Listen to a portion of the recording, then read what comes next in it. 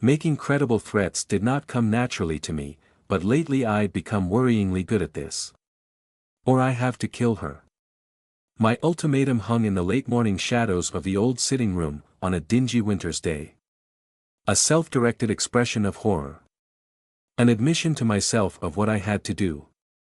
A half apology to the police detective, Nicole Webb. Look, you're just doing your job, but you've stumbled onto something too far beyond your sphere of experience, and it's going to be the end of you, unless you start believing in fairy tales.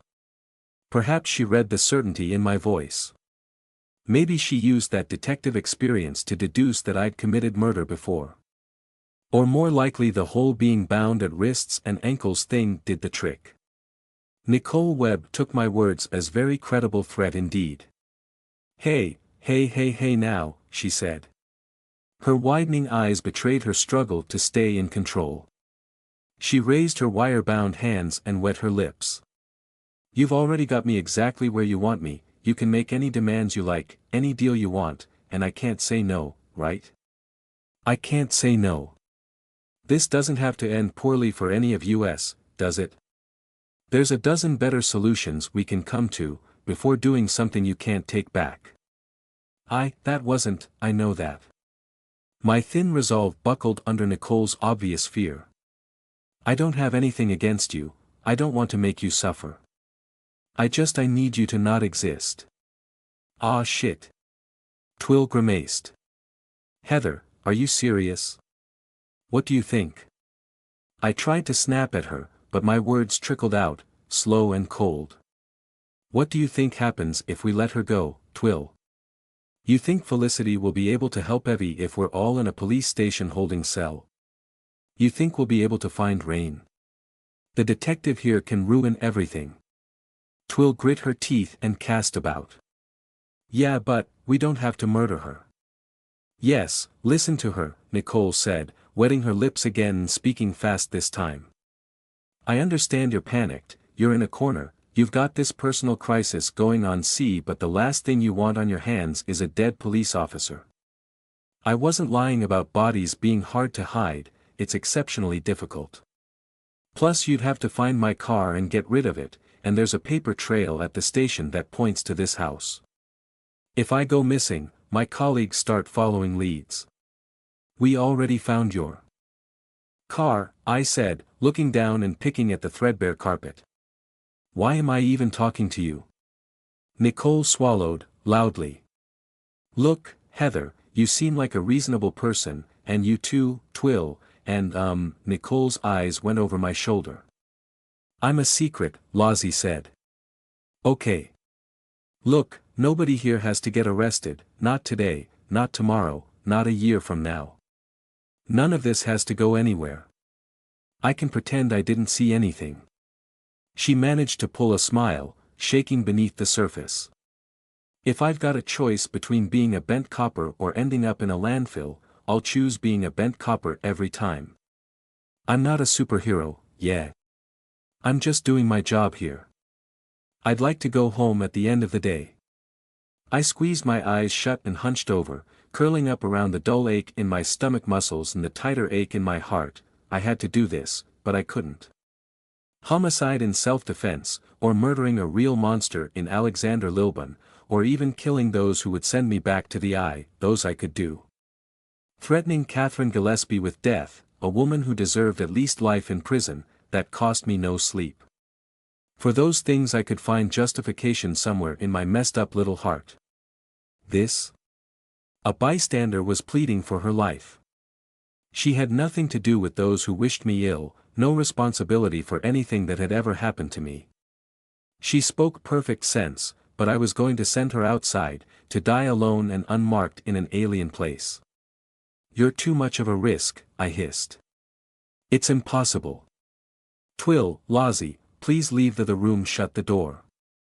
I can't dash. Lozzie fell on me like a blanket fresh from the tumble dryer. Oh Heather, no, she whispered. No. I opened my eyes and found a very distraught Lozzie staring back at me. She'd fallen to her knees and wrapped me in a hug, biting her bottom lip, big eyes filled with wild horror. I don't want you to watch this, I said. No. Heather, no. She shook her head emphatically, wispy blonde hair flying everywhere. What's gotten into your head? We have to get it back out. Lozzie, I have to get rid of her. She's dash. I glanced at Nicole, who had gone very still indeed. She's dangerous. She'll dash. Danger party is our default setting. I'm dangerous, you're dangerous. We can all be dangerous together. You don't understand. I felt so distant, so isolated. Even Lozzie didn't get it, wasn't able to shoulder the responsibility. I'm sorry, but sometimes we have to do things that aren't right, because dash. I've heard all that before. That's what he used to say. My mind hit a brick wall, from 60 miles an hour to nothing in the blink of an eye. You're your brother. He had good intentions too. At first. Lozzie sniffed back tears, nodding and biting her lip.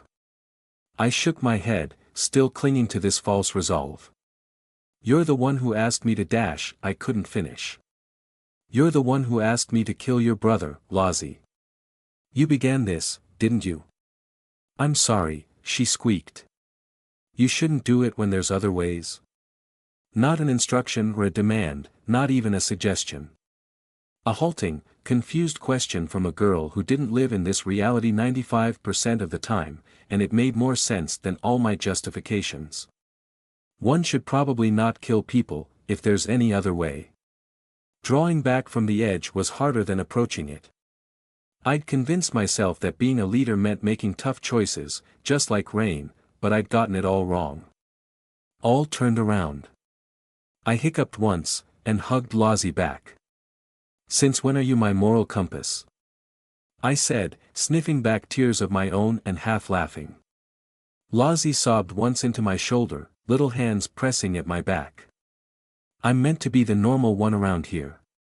When Lozzie and I finally disentangled ourselves from each other, wiping our eyes and holding hands for a fleeting moment, I knew we'd shredded any credibility in my threat to Nicole's life. But I didn't care. The detective watched us warily, as I turned back to her. Anybody else would have been stupid enough to say something at that point, so, not going to kill me now, or, thank you, Lozzie, or some other inane, gloating statement that mistook real moral fiber for weakness. But Nicole swallowed, dipped her head in a nod, and waited. This was the actual tough choice. We're going to do this the hard way, I said, and saying it felt so much easier. I'm sorry, in advance, for what I'm about to do to you. Aversion therapy, Lozzie stage whispered, and flipped up the hood on her poncho, the attached floppy rabbit ears falling down over her face. Hey, Nicole said. If you need me to believe that you're all werewolves and wizards or whatever, that's fine, we can work with that. That's somewhere to start. I can try to accept that, if that's what you need. I sighed at her and shook my head. Humoring us isn't enough. If you've never been exposed to the supernatural, then your mind always finds a way to explain what you've experienced. Unless it's extreme enough or sustained enough to break you, make you accept it or go mad. And then you're in, and you can never really go back. Nicole's eyes tightened with obvious skepticism. You're telling me not to trust my own senses? Forgive me, but that's a classic manipulative trick. No, I'm saying the opposite. You've ignored your senses twice this morning, and you didn't even notice yourself doing it. Twill could hold you down how? She's not exactly heavily muscled. Twill muttered a complaint. She's a slender teenage girl, you're a veteran police officer, I continued as Nicole looked Twill up and down. How'd she do that? And you've seen Jing. She's 7 feet tall. 7 feet. Nicole sucked on her teeth. So what, you're going to keep me tied up until I develop Stockholm Syndrome, believe the things you believe? I sighed, harsher this time. No, I need you to accept it now, because we're in the middle of multiple crises. Hold up, Twill interrupted, a nasty grin at the corners of her mouth. She cracked her knuckles. You know what? This looks like a job for me. We need to do this gently, Twill, she could lose her mind. She'll be Phythian, Lozzie said, peering out from behind those cloth rabbit ears. Fuzz zy, she began chanting, pounding the floor with her fists. Yeah, don't worry Big H. I've got this one. Twill stepped up as if on a stage, raising her chin, cracking a nasty smirk. Plus, I've always wanted to do this. Bet you've seen a lot of shit, right, Copper? Dead bodies and stuff.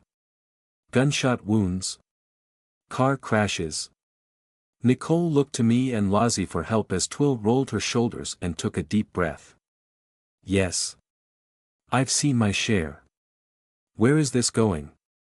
Somewhere bad, I warned her. Brace yourself. Fuzz zy, fuzz zy, fuzz zy. I'd keep your eyes on the prize if I were you, Copper. Twill pointed at herself with a thumb. On the count of 3. Twill showed no mercy. Human to full-on werewolf in a heartbeat, no partial transformation and no holding back. She summoned her ghostly flesh into full solidity, wrapped it around her own skin and clothes like a collapsing whirlpool in fast forward. 5'2" of wolf girl bristled with fur and claw, amber eyes flashing as she stretched jaw wide on a maw full of fangs. Lozzie jerked and yipped. Even I flinched, and I was far too exhausted to be frightened of what I'd seen before. Nicole started screaming. She tried to shove herself away from the sudden monstrosity in the middle of the room, kicking out with her bound feet, hands raised to ward off the impossible, eyes wide and bulging in incomprehension. She saw, completely and without a filter, while the fear overrode her conscious mind. Lozzie decided this was the perfect moment to bounce back to her feet and launch herself at Twill in a flying tackle hug that landed like a wrecking ball. Her hooded head hit Twill in the ribcage and nearly sent both of them flying. Oof, went Twill. Gently but firmly she peeled Lozzie off and held her at arm's length. A wolf and a rabbit, how appropriate. What dash? Touch Fluffy, let me. Lozzie whined. Please. Twill growled, wolf snout twisted in disbelief. Nicole was staring now, panting hard, and flinched like a struck dog when Twill glanced her way again. Oops. No, this is good, I said. This is what we need. Nicole, detective, what do you see? Say it out loud. Nicole managed a shake of her head, but that was all, paralyzed and goggle-eyed. Twill, hug me like that please. Lozzie whined again. You may want to turn it off now, I said. Twill growled again and flicked her head back to human. The summoned spirit flesh dissolved in an instant, leaving behind a slightly flustered Twill instead. Lozzie pouted and gave up trying to bundle herself into Twill. Ah! Nicole couldn't stop staring. She was plastered with cold sweat, face turned ashen white, blinking rapidly as her mind tried to reboot.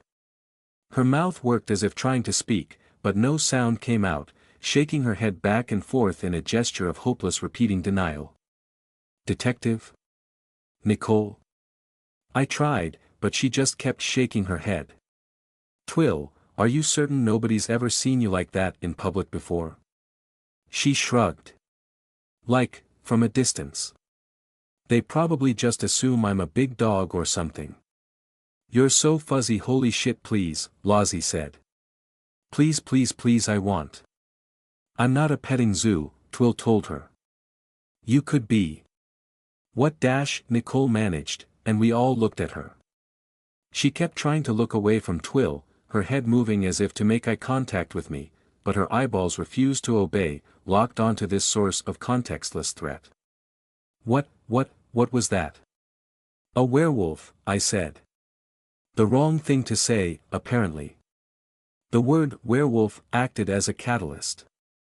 With an effort of supreme willpower, Nicole pulled herself back together, the on-the-job detective mask slid back down like a steel wall behind her eyes, and she finally managed to look at me.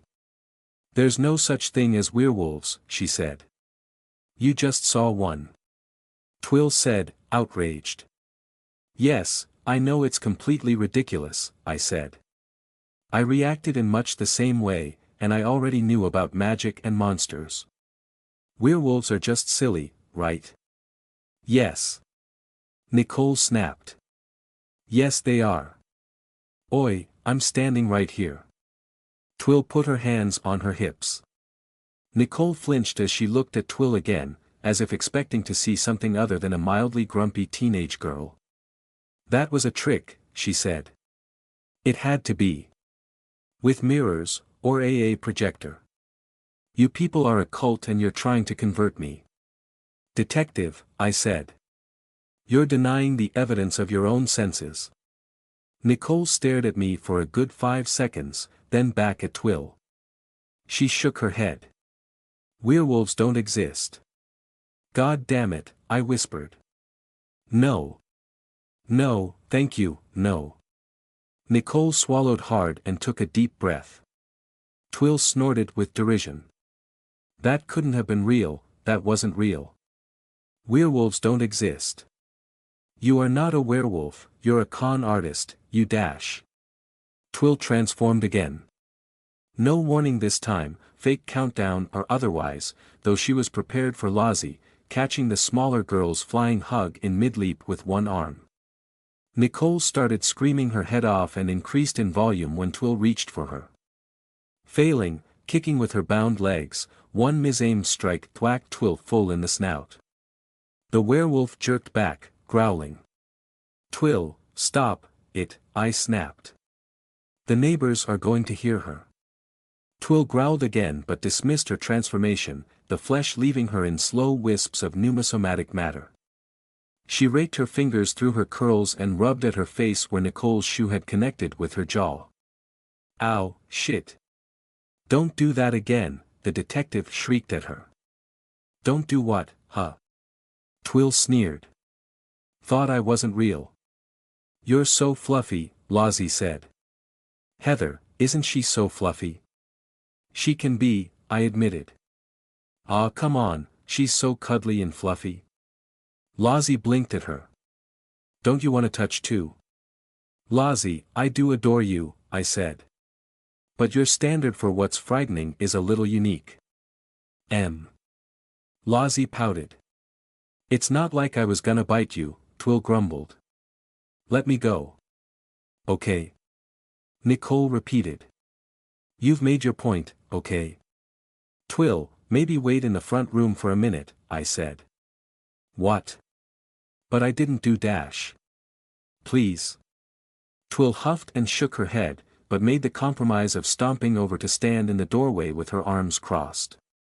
Nicole watched her, visibly relaxing as Twill put distance between them. Nicole. Detective? I said, as hard I could currently muster, trying to get her to look at me. Do you believe me now?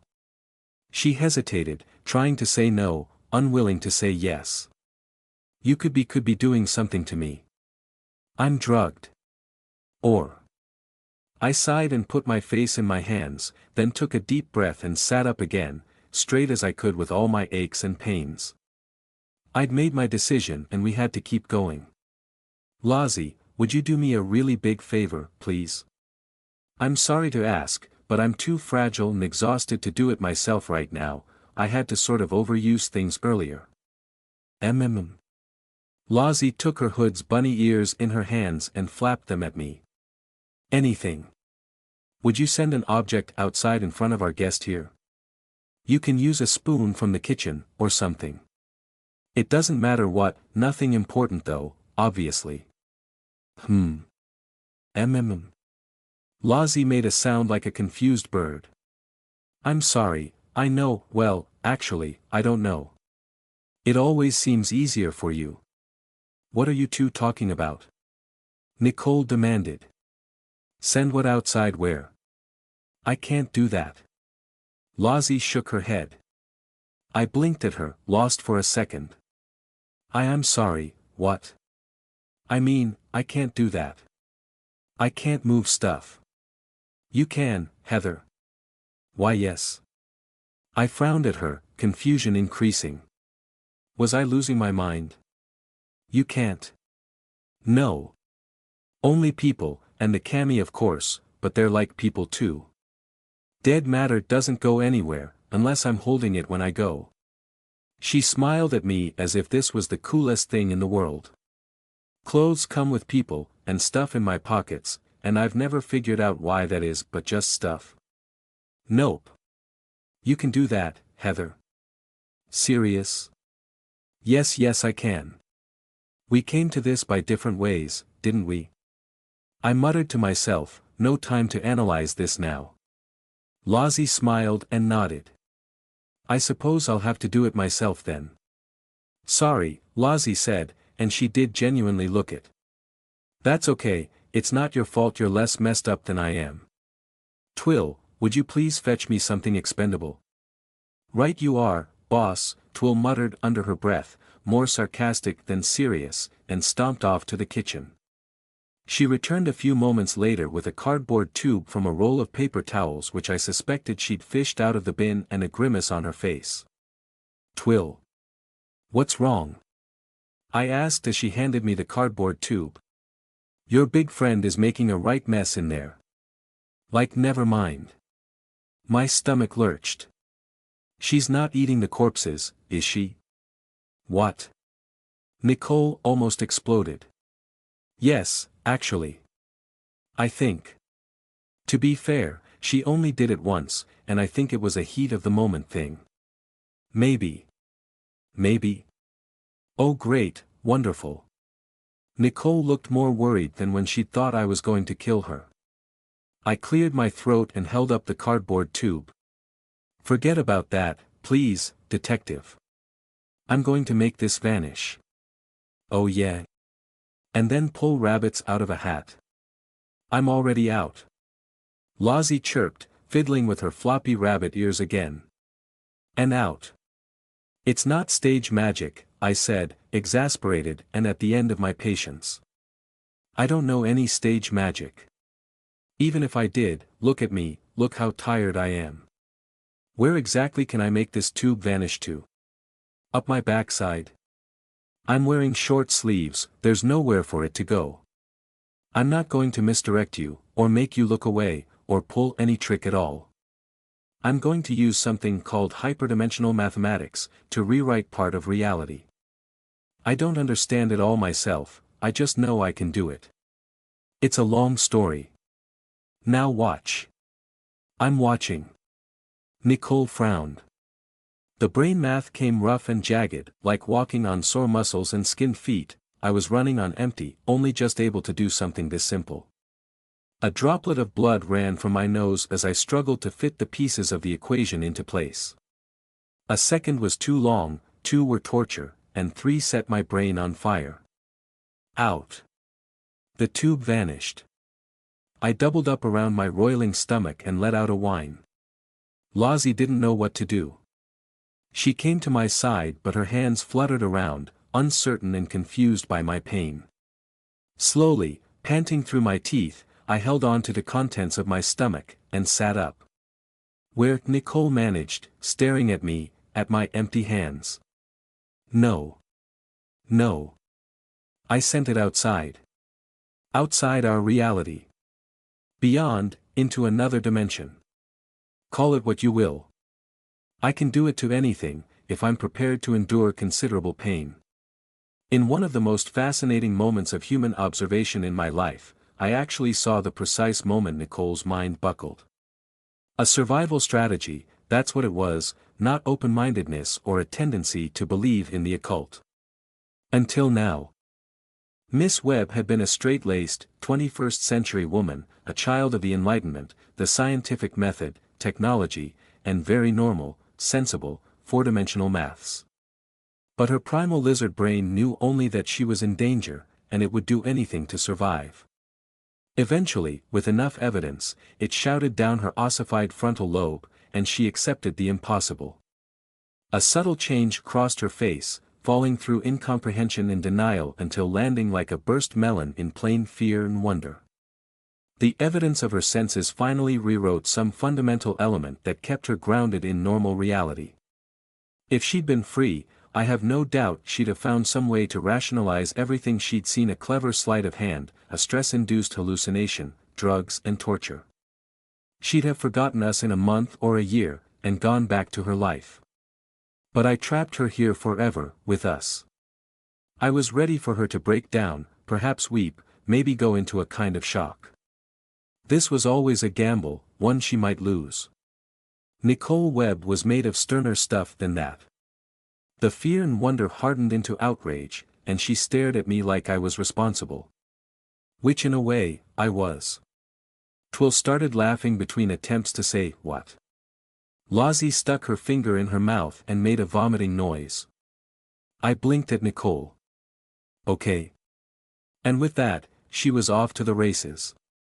Nicole spat and ranted, angry in a way I'd never seen a person angry before, an adult's tantrum of pure disgust, directed not at us but at the whole world. Twice she used her bound hands to punch herself in the leg, and several times kicked at the floor, gathering speed as she heaped insults on children's books about magic schools, and I quote there: "vulture, class traitor, illiterate authors." Her furious tirade was surprisingly coherent, though she repeated the same point several times once she began to run out of steam. We all deal with supernatural revelation in different ways, I suppose. Not everybody has a missing twin and survivor's guilt. "All right then, Miss Wizard," Nicole eventually hissed. "You're telling me I don't need to account for the 2 bodies in your kitchen, or whatever else you've done, because you've got your own, I don't know, magical police? Your own authorities are going to deal with this? I've blundered into your world, and then what?" Lozzie rolled her eyes so hard I swear she was going to dislocate her spine. No, not exactly," I managed. Twill snorted. "You think somebody's in charge? Good luck." "What does that mean?" Nicole demanded. "What the hell does that mean?" "That's it?" Nicole asked, squinting with indignant frustration. "That's it." Her anger finally began to subside. She stared in silence at a point on the wall, taking deep breaths and shaking her head in disgust, slowly pulling herself back together. I tried to look sympathetic. "I know what it's like," I said. "At least you're getting it all at once, and you're an adult. I was a child." She sighed heavily, still shaking her head. "So, don't tell me you lot are busy saving the world, and I've held you up." No, not that either. We're not really important. You're wizards." She almost blew up at me again, exasperated disbelief on her face. "How can you not be important? That's ridiculous." I shrugged. "Because we're not. I'm here, involved, because my twin was kidnapped by a something from outside. It's a long story, and you don't care. But no, we could all vanish tomorrow, and the world would go on much the same without us."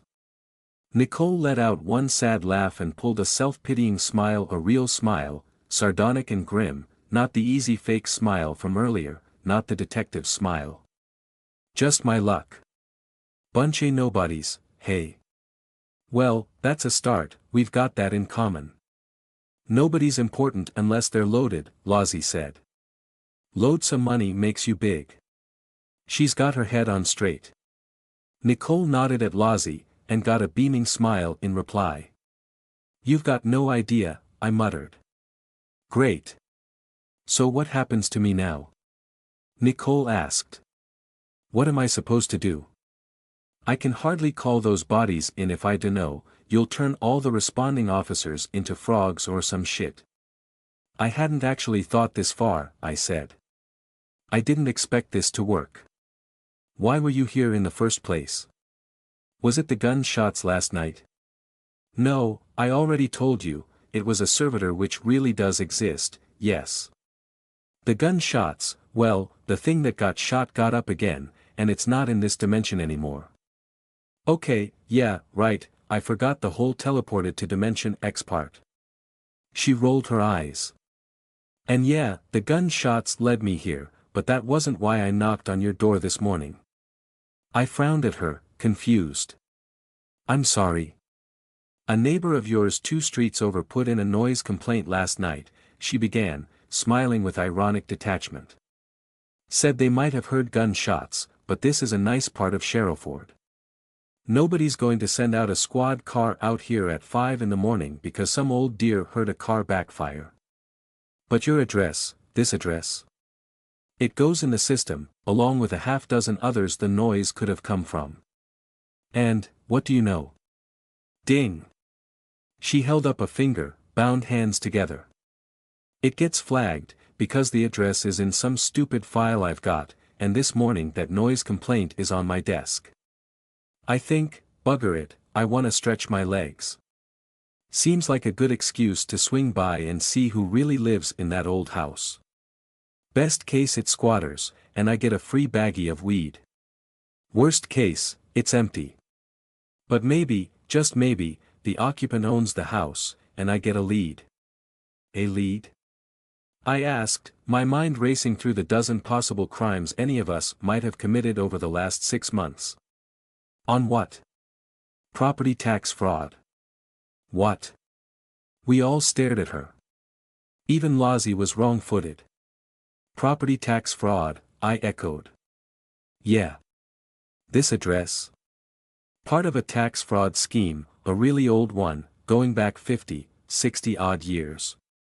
Small enough to avoid notice, big enough to be dangerous to poke. That's why I'm here. I am sorry.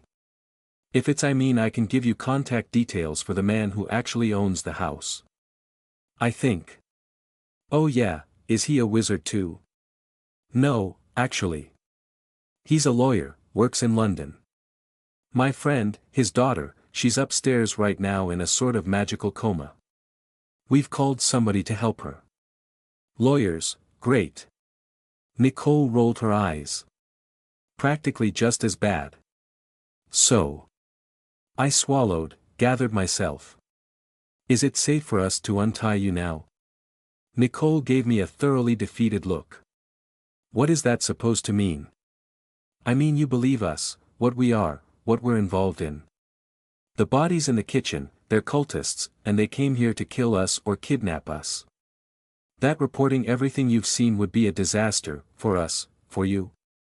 That I can let you go, without I believe what I've seen. She's a werewolf, Nicole glanced at Twill, wary and frowning. And you're a wizard, or whatever, and you can make things vanish with your mind. You ever use that trick on a person? In self-defense. Nicole looked me up and down, all 5'0" of me hunched over my aching stomach, my scrawny limbs and messy hair and bloodshot eyes, wrapped in Rain's unwashed baggy clothes. She nodded. Yeah, I bet, she murmured. Is that what you'll do to me as well, if I try to put cuffs on you? I stared back, reluctant to answer, but I knew what I had to say. I could make you vanish too, yes. Send you outside to some alien dimension you'll never return from. You'd die of hunger or thirst, or get eaten by something unspeakable. If we let you go and you call this in, I'll vanish the responding officers, the car they put me in, the cell door, the whole bloody police station if I have to.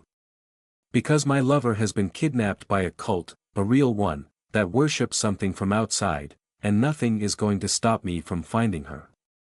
Not the cultists, not exhaustion, not you or the rest of the normal world. Me too, Lozzie stage whispered. Nicole shook her head. You're telling me a young woman's been kidnapped by religious nut jobs, and the police aren't supposed to get involved? I pulled a face. Yes, I know that sounds stupid. It does. Look, even if I believe everything you've told me, there's still the matter of 2 corpses to deal with. If I don't report what I've seen, if I lie, and bits of hair and flesh turn up in your drainpipes 3 months from now, I will get shat on from a very great height. I wasn't lying when I said bodies are hard to dispose of, unless you can. She trailed off, blinking at me, then let out an exasperated sigh. You can. I pulled an apologetic smile. Yes, exactly. Poof. Lozzie smiled and spread her hands like a stage magician concluding a trick. And the evidence is gone. 2 dead bodies, a mess of cleaning supplies, bin bags full of entire rolls worth of paper towels and soiled rags, 2 buckets of pink-tinted grimy water and Zheng. The kitchen looked like a bomb had hit it. Blood still stained the floor tiles from where Twill and Kimberly had dragged the corpses from the sitting room. The less said about those the better. I tried not to look at the lumpy humanoid shapes laid out on an old bit of tarpaulin and hastily wrapped up with bin bags. The rest of the floor was littered with the entire contents of the cupboard under the sink, bright pink and yellow cleaning products everywhere, along with a trio of sponges that looked like they'd last been used on a car that had survived a fire. A sad pair of rubber gloves hung over the side of the sink, flanked by some exhausted Brillo pads, and some kind of electric scrubbing brush that I'm pretty sure was broken before any of us were born. Everything stank of blood and bleach. Zheng had her boots up on the table. I couldn't summon any words for the mess, let alone ask Zheng to put her feet down. "Heather, it'll be all right," Twill said, grimacing. "We're like halfway through cleaning up." "Okay. Okay." I said. "Okay. Sure.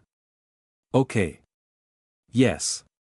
Nicole, still massaging her wrists where Twill had removed her bonds, stared at the giant zombie with an impressively stoic expression. Zheng stared back, calm and slow, like a sated jungle cat. Twill picked up a long gray coat from the back of a chair, and held it out to Nicole. "Everything's back in the pockets." Her eyes flickered to me. "Your phone too." "It'll be fine," I repeated for the 5th time since I'd asked Twill to untie the detective, though I felt less sure after seeing the kitchen. "We have an understanding now." Yeah, right," Twill murmured. "So what are you supposed to be, then?" Nicole finally asked Zheng. Zheng grinned, slowly, as if trying to reveal each and every perfect razor tooth in turn. "A nightmare." "Fair enough."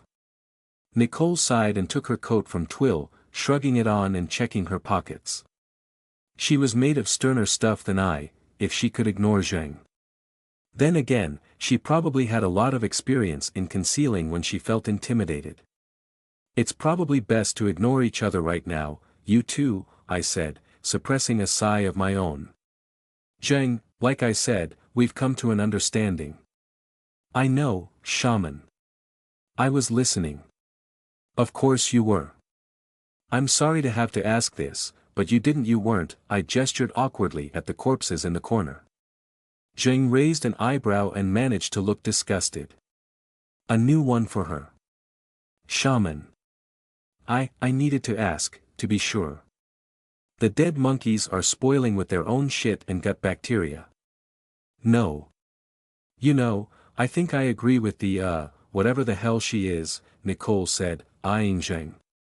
"Can we crack on with this? The less time we spend in a room with corpses, the better for all of us, on every level: legal, medical, and gastronomic." Her dignity restored and standing on her own 2 feet once more, Nicole Webb looked every bit a television police detective, albeit after some minor pre-watershed escapade, dangerous but still suitable for younger viewers. Tight and serious around the eyes, with several strands of hair having escaped her blonde bun, and a small bruise forming on her cheek from where Twill had done some damage during their initial meeting.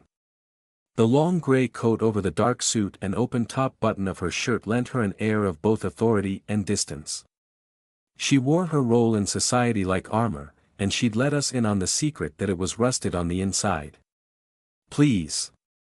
Lozzie agreed, peeking around the kitchen doorway from front room. "The sooner the better." I turned to her and she gave me a very uncertain smile. "Lozzie, are you sure you're—" I started softly, then had to self-edit.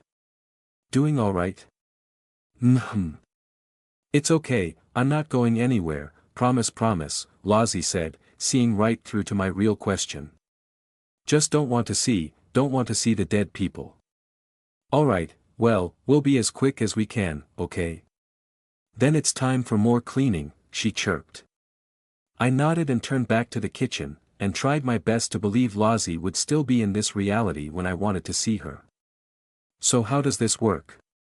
Nicole asked me.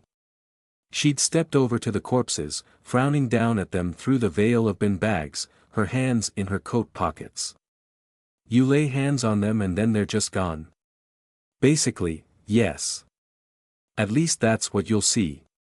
Mind if I take a look at them first? Why? Twill demanded, doing an exceptionally poor job of hiding her suspicion. Seriously? Nicole shrugged. In case I ever come across this again.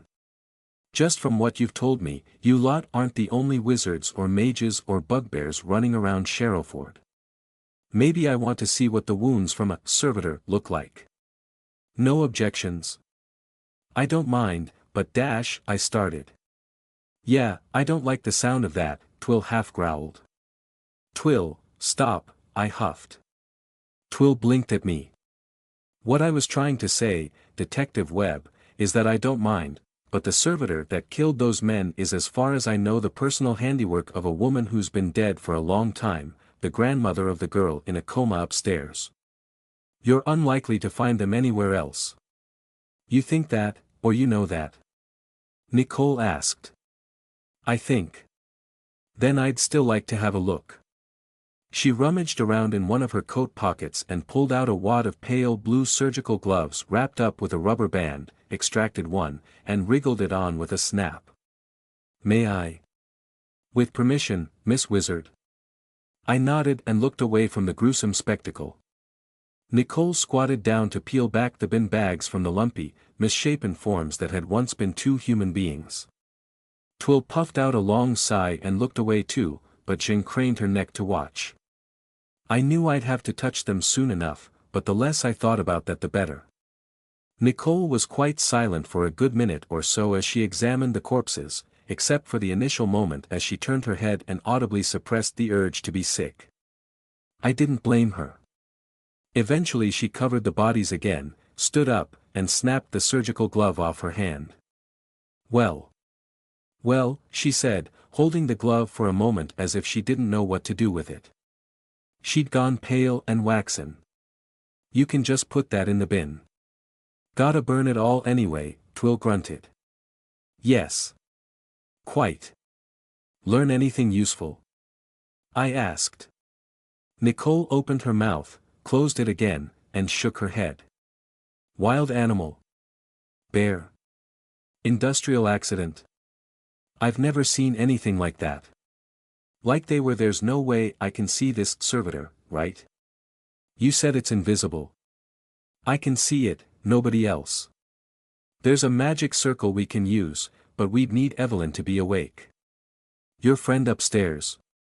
I nodded. Why you? Nicole asked. Why can you see these things?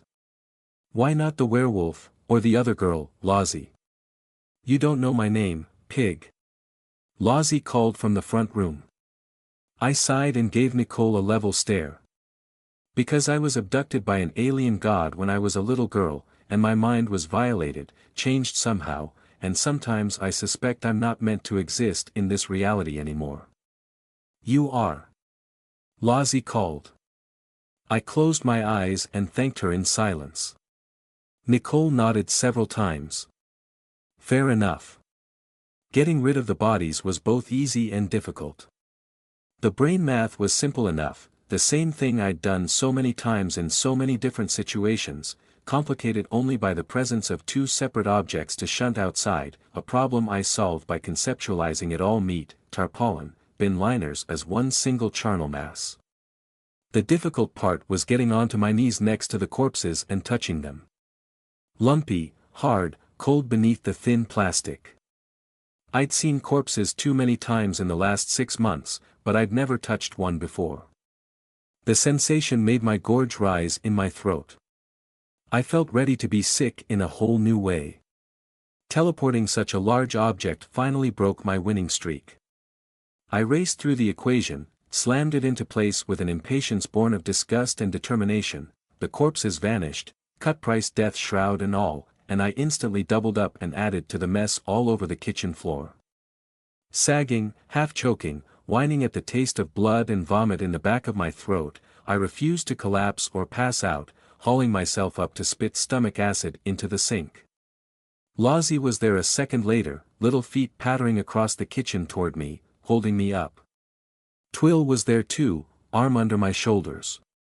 I retched and spat and wiped my mouth on the back of my hand. Good enough for you? I croaked at Nicole. Think she's suitably impressed, yeah, Twill said. I managed to lever myself around to find Nicole staring at the spot the corpses had lain, now painted with the contents of my stomach. Are you going to look the other way now, detective? I croaked again and cleared my throat, feeling like death and letting my friends take most of my weight. Bit more than a cardboard tube, she muttered, then blinked and drew herself together, met my eyes. Really messes you up too, huh? How could you tell? They've done plenty, yeah, Twill said, nodding. This lot are nasty. Kept me in a castle, Lozzie said. Nicole frowned at her. Plenty of things, yes, I echoed. But you're not going to convince anybody of this. That's not how it works. I had to break you with the evidence of your senses before you even risked belief. You're not going to get through to your superiors, detective. She smiled the false easy smile she'd worn earlier. You don't know that. Yes I do, I dash. What if this sort of thing gets out? Blow the lid on it. You people could change the world, you dash. Don't wake the sleeping tiger, Zheng purred. We all looked at her. Oh, I know this one. Lozzie said. Mooncalf knows. Have you ever seen a mob, Watchman? She asked Nicole, speaking slow and quiet. Peasants with fire and pikes. Reality doesn't penetrate your monkey brains until you're ready for it, but fear does. You, and I, and the shaman, we're all in a locked room with a tiger, and if we make enough noise the tiger will wake up, and instinct doesn't care for allegiance, or right, or words. The tiger doesn't know what we are and it doesn't care, but it will still eat us, and shit us out, and the shit will be very normal, and nobody will change the world. Zheng broke into a grin. I lied. The tiger will eat you, but I am indigestible. Zheng's tone, spoken from undoubted experience, worked on Nicole in a way the protests of 3 young women didn't. Nicole stared at her for a moment, then sighed deeply and nodded. Nobody believes until they're broken, I said. And you got lucky. Most go mad. Or spend the rest of their life trying to forget. Or so I'm told. That's how it works. Alright, so I can't go to my bosses. You can't call the police. But as of right now, I'm a bent copper whatever I do. Nicole looked at me, a strange fire behind her eyes. So tell me everything anyway. Supernatural revelation is one thing, it is another entirely to know in exhaustive detail just what sort of things are going bump in the night in one's hometown. Terror, denial, paranoia, these are all extreme responses, yes, but they are also rational. Few of us are truly suited for this side of the world, and there is no shame in it. Some days even when we're not in the middle of a crisis I can barely deal with what I know, I want to curl up and hide, pretend none of it is real. Kimberly shouldn't be involved at all, jumping at shadows and skirting a nervous breakdown. Often I suspected Evelyn herself would be much happier if she'd never known the truth behind reality. We all deal with it differently. Detective Sergeant Nicole Webb took notes. Let me get this straight dash, she said. Not gonna find much that round here, Lozzie stage whispered. You're telling me these people, Nicole continued, gesturing in little circles with her pen.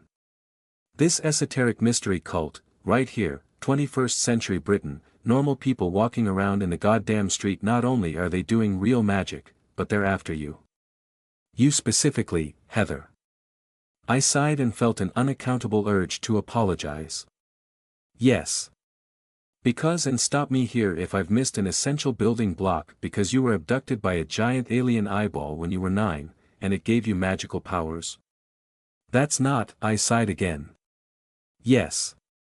And now you seriously expect me to believe that you're not some kind of chosen one? Nicole chuckled and shook her head. She leafed back through her notes. Bugger me. The world doesn't work that way. Bloody well hope not. If it did, I'd be considerably less afraid. Nicole glanced up from her notes, a tiny leather-bound pocketbook. She caught the look in my eyes and stopped laughing. Right. Scared for your Rain, was it? I squinted at her. Yes. You do have her name spelled right? Course I have. Attention to detail, it's part of the job. We decamped to the disused sitting room once more. Brain math effort had left my knees weak and my stomach tender and my head throbbing. Had to sit down, and the soiled kitchen was no fit place for a civilized conversation, what with the blood-stained floor and Zheng sprawled all over like a sleepy sun-drenched jaguar. The food in her belly and the lack of anything to fight, kill, or eat seemed to have put her into a lethargic holding pattern. She'd waved off my invitation to join us, claiming she could hear perfectly well from where she sat. Lozzie and Twill had helped me onto the old sofa, and somebody had the bright idea of handing me a bowl of cereal to calm my stomach, which worked admirably, the first real food I'd had in hours. Twill had returned to the kitchen to attempt more evidence removal, while I unfolded Sherrowford's nighttime secrets, but she'd rejoined us again toward the end, brooding at Nicole from the doorway. The detective had taken a seat on an ancient, half-collapsed armchair, and cracked jokes about how she needed, just the facts, ma'am. One leg crossed over the other, back straight, chin high as she listened. She even let her hair down and retied it into a well-contained doubled-up ponytail, the bun abandoned for now. Somehow, she regained all her dignity, with no sign she'd been tied up in this same room not an hour ago. Yes, here she is, Nicole confirmed. Rain Philomena Haynes. I've got all the details I'll need. Read it back to me, I croaked, then added, a touch too slow, please. Nicole raised an eyebrow, but did as I asked. 20 years old, 21 in July. No known next of kin. Address is here, number 12, Barnslow Drive, Sherrowford. She's a student at Sherrowford University, studying PPE. No full-time employment, but she does take some shifts in the student union bar. Short brown hair, brown eyes, about 5'11" in height, athletic build. Hearing her reduced to such a cold description made me want to be sick. That's Rain. Text me a picture of her and it'll save time. You've got my number now, right? Right, I murmured. Twill, lounging against the door frame in picture-perfect girl gang thug mode, arms crossed and scowling, let out a sudden low growl. Nicole visibly suppressed a flinch. Wish you wouldn't do that, werewolf girl. Why? Twill said. Does it bother you? I know you don't like me, and you want to intimidate me, and yes. For your information, that is very intimidating. It is so not, Lozzie chirped from her spot on the floor. Despite the ample space next to me on the sofa, Lozzie had chosen to sit cross-legged on the floor at my feet, pointed at Nicole and watching her face intently the whole time we'd been talking. If you can say it's scary, it's not really scary. Nicole allowed herself a small, controlled laugh. Interesting logic. It's not logic. Lozzie pulled a disgusted face. Blurg. Twill growled again. Drop it, I snapped at her, then sighed and forced myself to be reasonable. She's helping us, Twill. I appreciate your feelings and your worries, but playing guard dog doesn't help right now. I don't like that she's keeping notes, Twill said through clenched teeth. Notes on us. Nicole shrugged with the notebook. How else am I supposed to keep track of all this shit? Any detective worth their salt is going to be keeping notes, though I'll admit it's an unusual choice of subject matter. Twill frowned at her, thinking. What about like photographic memory?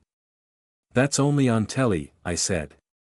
What if somebody finds it and reads it? Twill pressed. Nobody'd believe any of this anyway. Nicole shrugged.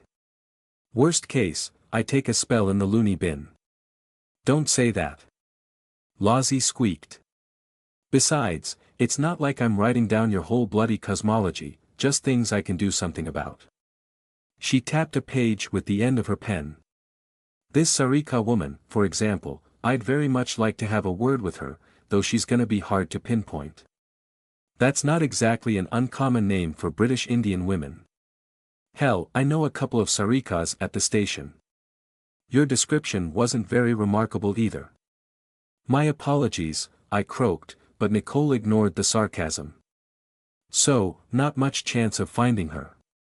Except, Nicole smiled thinly. Except for Mr. Alexander Lilburn. Now that's a man with quite a footprint. A dead one, Lozzie said, then smiled to herself. Yes, but I might be able to trace some of his contacts, the old-fashioned way. If I can turn up Amy Stack, if that's her real name, I can lean on her. Somebody like that's gonna have plenty of priors. If this Sarika was close to Alexander, or had any regular business dealings with him, she might crop up, if we're lucky. Nicole caught my eye and shot me a wink. I nodded, but privately kept a steady hand on any hope. Finding Rain was still my responsibility, my method had the best chance of working. A washed-up ex-homicide detective and a missing persons report stood in distant third place. I wasn't going to turn her down though.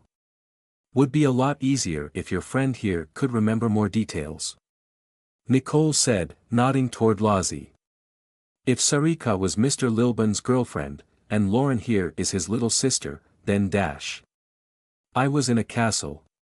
Lozzie repeated for the third time this last hour. And you don't know my name. SSTTZZZ.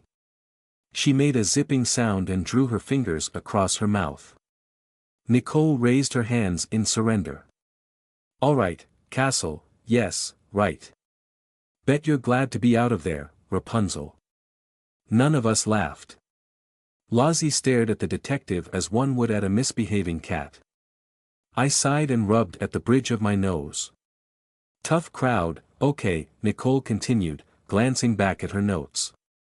As for the rest of it, well, sounds like you've already shut down this conspiracy snatching homeless people off the streets. Wish you hadn't chased the ringleader out of the city, I could have her charged with something. She paused and sucked her teeth in thought. Not like there'd be any evidence, I suppose. Does solve the mystery of the spike of missing persons cases over the last year, at least. Cold comfort for the dead, I croaked. Nicole caught the chill in my eyes. She opened her mouth to say something, then thought better of it and nodded instead. I know. I'm sorry. My bedside manner's shot to hell right now. Bedside manner? Yeah, you know. How you talk to the public, victims, that sort of thing. So you don't really care, I said. You don't care that the cult were killing people? Because they didn't matter, because they were homeless? Of course I care. She frowned at me. Why else would I be sitting here asking you about it? Look, you work homicide for any number of years and you have to learn how to bottle your emotions up, or you'll lose it. Yeah, look at me, I'm hardly some beer-swilling institutional racist who thinks all the bums deserve what they get. A cab, Lozzie whispered. Yeah, I hear you, Nicole grunted back. Why had I goaded her? Why did I care what she thought? Detective Webb was not my friend. At best she was a potential ally, an asset, at the very least she was a diffused landmine. If she exited our lives and never came back, I'd count that as a good outcome. Detective No, I scowled at myself, trying to think past the fog of exhaustion and too many hours strung out on adrenaline. Nicole, why do you care? Why do I care about dead homeless people? I dunno, maybe because I'm not a monster. No, why do you care about any of this? Thank you for agreeing to file the missing persons report for Rain, but why are you interested in the rest? Why do you care? Nicole blinked twice at me and laughed, this time not controlled at all. You proved to me that magic exists, and you're asking why I care. I cleared my throat. Twill snorted a laugh at my expense too. Well, yes, but that's not actually what I meant. Magic is not a good choice for a midlife crisis. You really don't want to be involved, not unless you have to. Maybe I do have to. Twill growled. Nicole flinched again and shot her a look. And what was that one for? You think I'm scary? Twill said. You ain't seen nothing. You'll get eaten, Lozzie added. Maybe. Nicole shot her a wink. Lozzie turned her nose up and made a humph sound. I'd like to think I'm smart enough not to walk into Glasswick Tower, after what you've told me is up there, but I almost have to see it for myself. No. No you don't, I said, sighing and resisting the urge to put my face in my hands. This is exactly what I meant. You're gonna die, Lozzie sing-songed. Your Evie girl had the right idea about Glasswick Tower, Nicole said, dead serious. Good instincts on her. Like to talk to her, once she's up and about. Twill blinked at her. What right idea? You mean blow it up? Nicole nodded. Demolition. I stared at Nicole for a moment as my mouth struggled to make sounds. You can't be serious. Perfectly safe if you do it the right way. A slightly mad smile crested Nicole's face as she spoke, the detective's mask dropping away before a moment of excitement. Set up whatever you need to, cast your spells or whatever, then call in a fake bomb threat from a burner mobile phone, preferably from way over in another county, or drive to Scotland or something. Further away the better, bounce it through a VPN over the internet, call from another dimension. Can you do that? No, I grunted. Sorry. Anyway, a fake bomb threat gets the other tower nice and emptied out. You wait for the police cordon to go up, but before the bomb squad goes in. Not difficult, we don't have local resources for that anymore, not since nearly 20 years back. So you wait until it's clear, and then dash, she clicked her fingers. Boom. You're a police officer. You're not meant to instruct teenage girls how to blow up buildings. This seems like a good exception to an otherwise sensible rule, Nicole said to me. Assuming you're not lying, which is an interesting question, isn't it? She suddenly stopped, made a noise, and frowned at me in a speculative sort of way. What? Twill bristled instantly, unfolding her arms. Yes, what do you mean? A sinking feeling dragged the pit of my stomach. Had all our work been for nothing? Nicole held up a hand to stall us. No, don't get me wrong, I believe you about all the magic stuff. You've convinced me, you don't have to call Gandalf over and turn me into a frog. You're all wizards, mages, werewolves, whatever. We all live in a very stupid universe. Fine, I'll probably have a nervous breakdown about it this evening, but for practical purposes we're past that. She paused, raised her chin, and pointed at me with her pen. But what if you're not the good guys? Oh, she's clever. Lozzie lit up, clapping her hands. I realized exactly what Nicole was doing, the way she spoke almost compelled an answer. Was it her tone of her voice, or the way she made eye contact? Or something more subtle, some aspect of her body language I couldn't read? She'd built a rapport, and now out came the tripwires and traps, waiting for one of us to blunder into them. It took a considerable effort of will to keep my mouth shut. What if you're actually just as bad as this cult you've been telling me about?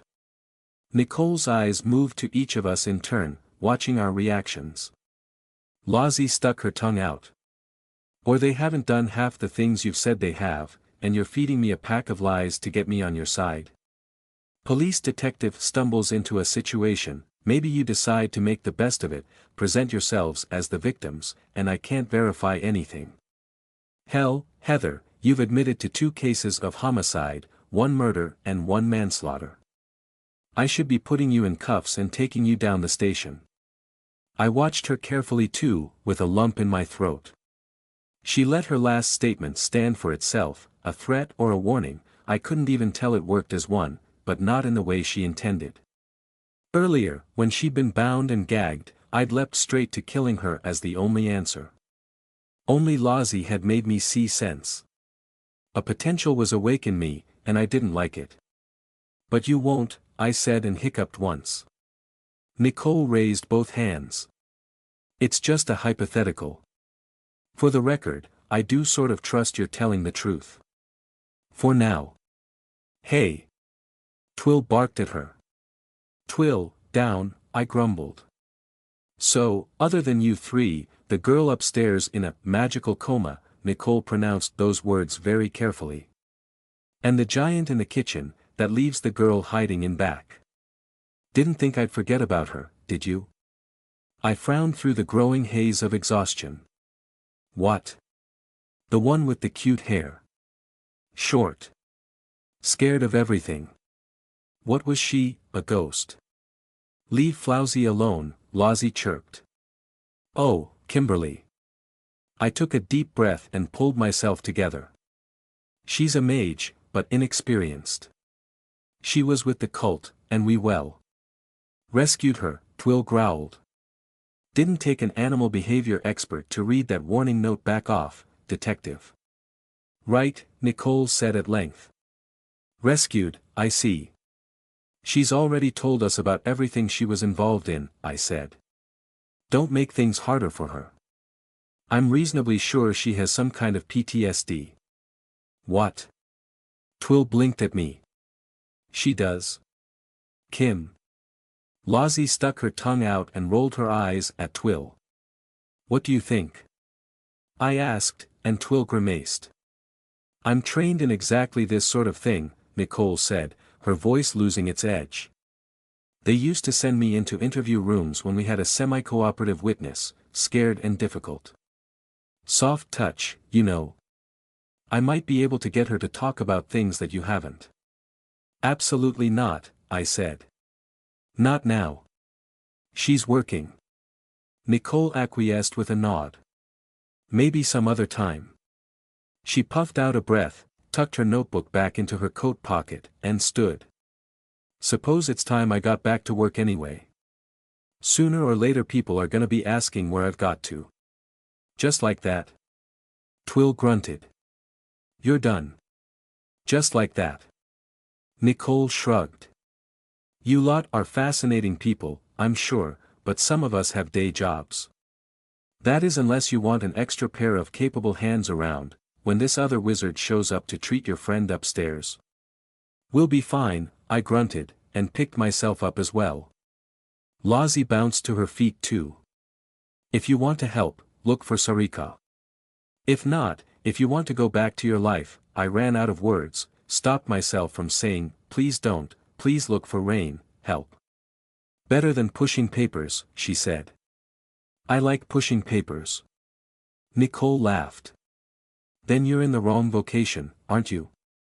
As we watched Nicole leave, walking down the garden path and along Barnslow Drive with a glance back over her shoulder, her long coat swishing around her legs, Twill growled a question half to me and half to herself. What if she DOBs us in any way? Then several of her colleagues will die, outside, I said. Twill blinked at me, brought up short. Wasn't that like a bluff? I don't think so, I murmured. I don't think it was. Not quite the same as being ripped raw and bleeding from the eyes clutches, but Lozzie saved me a second time that morning. She found me nodding off on the toilet. Found, is perhaps putting it a bit too strongly. I doubt she strayed from the bathroom door the whole time.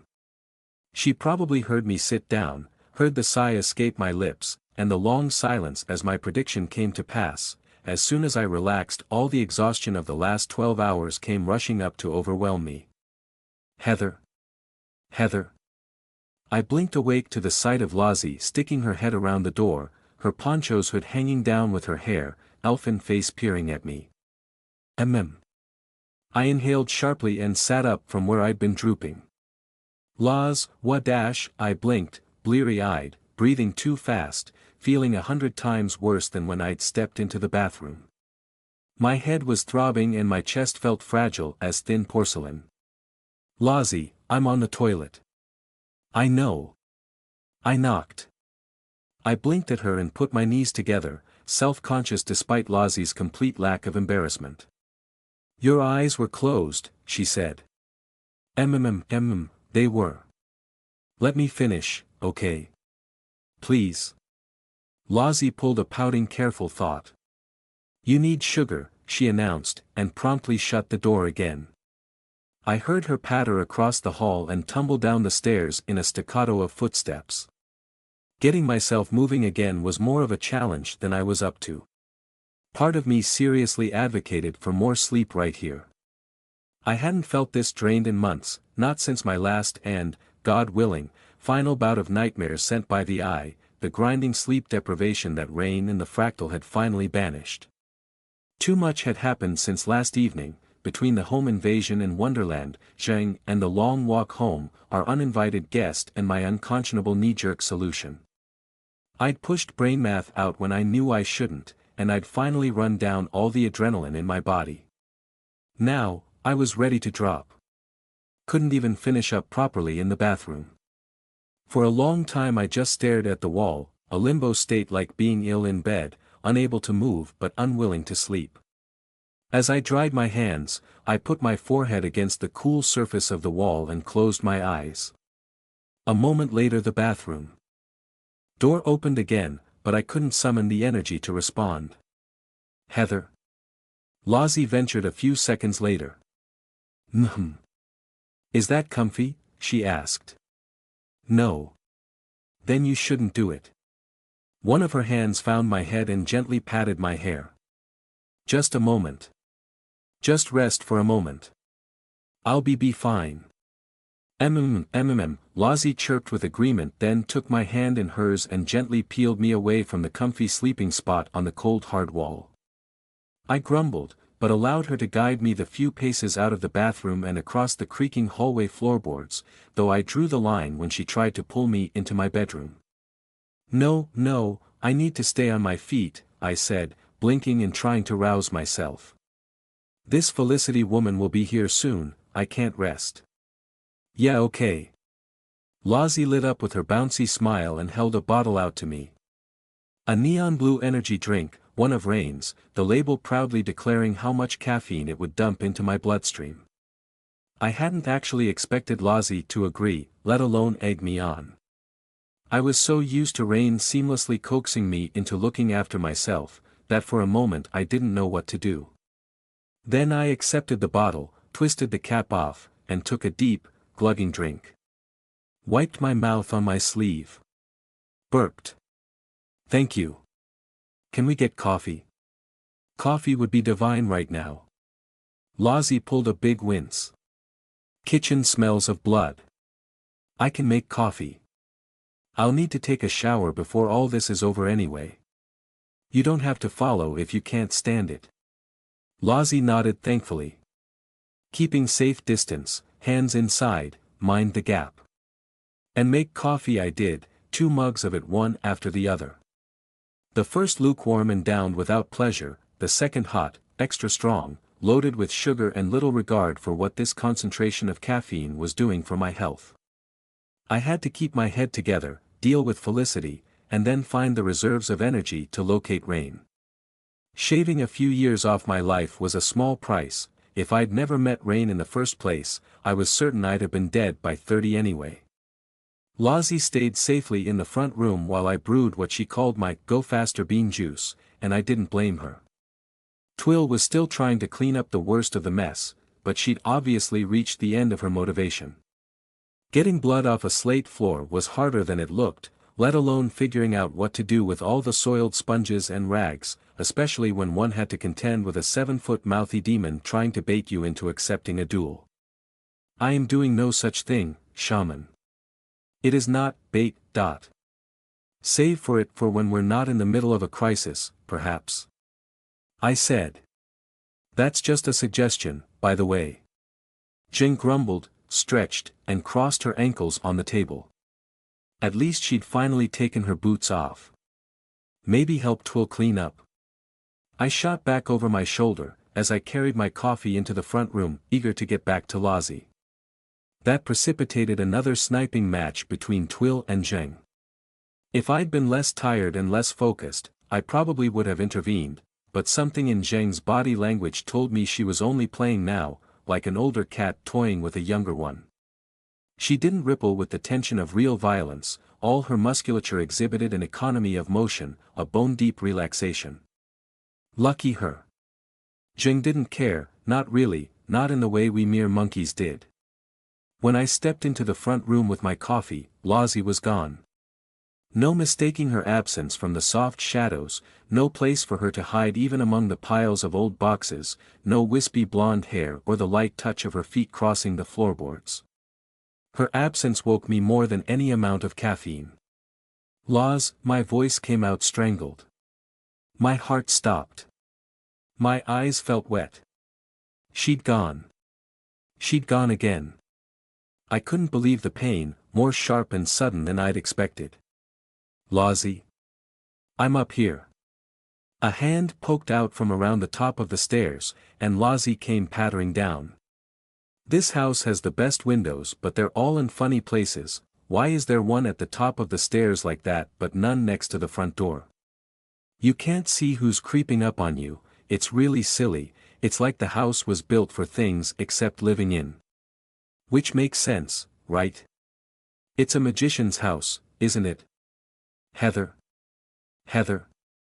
Lozzie bobbed to a stop in front of me, tilting her head back and forth and peering at my eyes. I'm fine, I'm sorry. I thought you'd gone somewhere. I sniffed and wiped my eyes, and covered my emotional mistake by sipping my piping hot coffee and almost burning my tongue. I double promised. That's twice as powerful as a regular promise. Haven't you ever done a double promise before? No, as a matter of fact, I haven't. I'd learned Lozzie's way of thinking, back in the dreams we'd shared, and allowed myself a moment of comfort in simply regarding her and recalling the sensation of those dreamland meetings. Carefree, uninhibited, unafraid. She looked back at me with her permanently sleepy gaze, her eye muscles never quite working right. Heather. I had so much to ask her. I'm fine, I lied. I was just thinking about you.